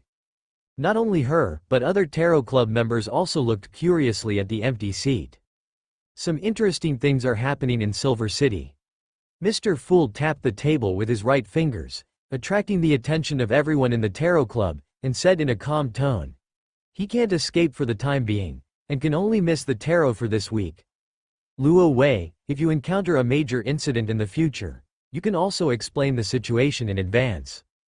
He finally decided to give up inviting Derek to come to the meeting to avoid attracting the god. Audrey and the others were not suspicious of Mr. Fool's explanation. Only Alger, the Hanged Man, felt a little strange. He understands Little Sun's character. Unless he is seriously injured and dying, he will not miss the tarot meeting. It may be that Mr. Fool has arranged a special task for Little Sun to perform. With one less member participating in the tarot session, this time the process was much shorter than before, and the free chat session soon began. Alger, who has lost his status as the Bishop of the Church of Storms, naturally has the right to speak in the tarot club held by Miss Justice. Only the last one-third of the territory of the Kingdom of Fenport is still resisting. The other areas have fallen under the control of the Balam Empire, the Republic of Intis, Segal, and Lomborg. The Kingdom of Ma-Shi has completely become history, and the royal capital was captured by the army of the Kingdom of Loan. The expeditionary force previously fought by the Loan Kingdom in the Faisak Empire has passed through the territory of the original Faisak Empire, crossed the Antals Mountains, and launched an attack from the north of the Republic of Intis. Audrey shared the latest news she learned with other Tarot Club members. The national strength of the Loan Kingdom is much stronger than imagined, especially the strategy of crossing the Faisak Empire's territory and directly attacking the northern region of the Republic of Intis is really bold and effective, Alger said with emotion after hearing this. After losing the help of the Church of Storms, Fenibot and the Kingdom of Loan should have been at a disadvantage in the frontal battlefield. Unexpectedly, the Kingdom of Loan could actually defeat many with one person. I heard that there is basically an anti-war upsurge within each country, and more people are taking to the streets to demonstrate. Klein also participated in the discussion using the trumpet of the world. The same is true within the Loan Kingdom. It is said that South Wales is fighting for independence. I don't know when this war will end. Actually, there is nothing wrong with war. Mr. Moon Emlyn, who had always been silent, suddenly said something shocking, attracting everyone's attention. He drew back his neck slightly and then said firmly, "As the war begins, my status in the clan has increased. I can control a lot of wealth, and I can buy whatever dolls I want." During the war, their prices dropped to only 1/3 or even 1/10 of the usual price. I collected a large number of them all at once. Seeing that the people in the tarot club were looking at him with a somewhat subtle look, Emlyn spoke softer and quieter, and finally chose to keep silent. "Does Mr. Fool know the real cause of this war?" Audrey asked a question that others also wanted to know. This war happened suddenly and quickly, as if all the countries had agreed to fight fiercely. Mr. Fool just said lightly, "War is the continuation of the will of the gods." "Is she the goddess of stars and night?" The direct question came from Audrey's mouth, which made Klein couldn't help but look sideways. This question is difficult to answer. What if Miss Justice goes back and gets into trouble with Mr. Hasta because of this? Klein pondered for a moment and then said, "The stars are passively involved in this war." By saying this, he was not excusing Mr. Hasta, but it was the fact that Adam and his Twilight Hermits should be blamed more for the rise of this war. After hearing the satisfactory answer, Audrey had a rare smile on her face. Forsee, who had never been very talkative, said firmly at this moment, "According to the information I know, the origin of this war is the so-called wave of the times set off by Adam in order to meet the conditions for his promotion to Sequence 0. Every country and countless people are just necessary sacrifices under the wave of Adam's era. The Storm Lord of the Church of Storms also fell at the hands of Adam." After saying this, Forsee looked specifically at Alger the Hanged Man. Alger's body trembled slightly. Although he had left the Church of Storms, he still had certain feelings for the Church of Storms. When he heard that the Lord of Storms had fallen at the hands of Adam, he couldn't help but feel deep sadness in his heart. The reason why Intis Republic, Segal, Lomborg, Mossi and other countries chose to join the Balam Empire's front in the southern continent is because of the threat from Adam. Adam and the true Creator were particularly hostile to the Lord of Storms, the Eternal Sun, the God of knowledge and wisdom. Do you remember the lightless day not long ago? The vision on that day was caused by the fall of the eternal blazing sun. And the eternal blazing sun also fell at the hands of Adam. First dropped bombshells one after another, leaving the Tarot Club members dumbfounded. Such sharp words. Is this still the taciturn magician lady from before? Klein looked at Furs with a little surprise. These news were basically correct, but they selectively ignored that in ancient times, it was the eternal blazing sun, the god of knowledge and wisdom, and the Lord of Storms who betrayed the ancient sun god first, leading to the fall of the ancient sun god. Adam and the true Creator's revenge had a certain legitimacy. But in terms of this war alone, Adam was indeed the culprit. Without the instigation of him and the Twilight Hermits, the war would not have expanded to this point, involving all the countries in the North and South continents. Adam, the Sequence 0 visionary of the audience path. Audrey felt a rare feeling of disgust in her heart. This kind of existence that likes to provoke war is really abominable. And it was Adam who forced Mr. Hasta to retreat to the southern continent, and he also left Backland, and even his parents left their hometown and stayed away from Backland. Adam and the true Creator are the culprits of all wars, the public enemy of all mankind, and the source of chaos that must be eradicated. The hermit Lady Catalia also took the opportunity to characterize Adam and the true Creator as evil and terrifying existences. The Queen is a believer of the stars, so she can naturally be regarded as a believer of the stars, and is destined to be a member of the camp of the stars. Not bad. Furs looked at Catalia with appreciation, and said in a high voice, "Our Tarot Club is an organization that maintains justice and peace, so we should make a just judgment on Adam and the true Creator and the Dusk Hermits and Aurora Club to which they belong." I agree too. Alger also expressed his position. Wait, how did the situation suddenly become like this? This is the Tarot Club, how come it has become a trial meeting for Adam and the true Creator? Klein was a little confused. From Miss Justice asking questions, to Miss Magician passionately listing crimes, to M's Hermit's final judgment, everything seemed to be perfectly coordinated. Adam and the true creator were directly nailed to the pillar of shame. No, how did the Tarot Club suddenly become Mr. Hastur's shape? Miss Justice is Mr. Hastur's fiancée, Miss Magician has a close relationship with Bernadette, and should also be a believer of the stars. Ms. Hermit, a follower of Bernadette, can also be considered a believer of the stars. The entire Tarot Club, excluding the world, currently has 6 members, which means that half of the members are already from the stars. Klein fell into deep thought. When did it start to become like this? Mr. Fool himself was really derelict in his duty. He didn't even discover this serious problem until today. Based on his understanding of Mr. Hastur, Miss Justice might be an exception, but Miss Magician and Miss Hermit were definitely arranged by him on purpose. Well, it seems that I made the decision on who to invite to join the Tarot Club. Thinking of this, Klein felt even more complicated. Mr. Fool, do you also think that we should target the Aurora Club and the Dusk Hermit Club? A question from Miss Justice temporarily interrupted Klein's thoughts. He faced the Tarot Club and smiled. I have already reached a consensus with the stars. No matter what the reason is, the only camp he can choose is the stars. Aemon alone has prevented him from being in the same camp with Adam and the true creator. As for the Goddess of Night, she seems to be cooperating with Adam now, and Russell and Hastur have helped him a lot along the way. His best choice is to join the camp that belongs exclusively to them, the Traversers. For more thrilling fanfiction stories like this, check out my channel Fanfic audiobook. Dive into epic adventures, mysterious realms, and legendary journeys brought to life through immersive storytelling. Don't forget to like, share, and subscribe for more amazing audiobooks.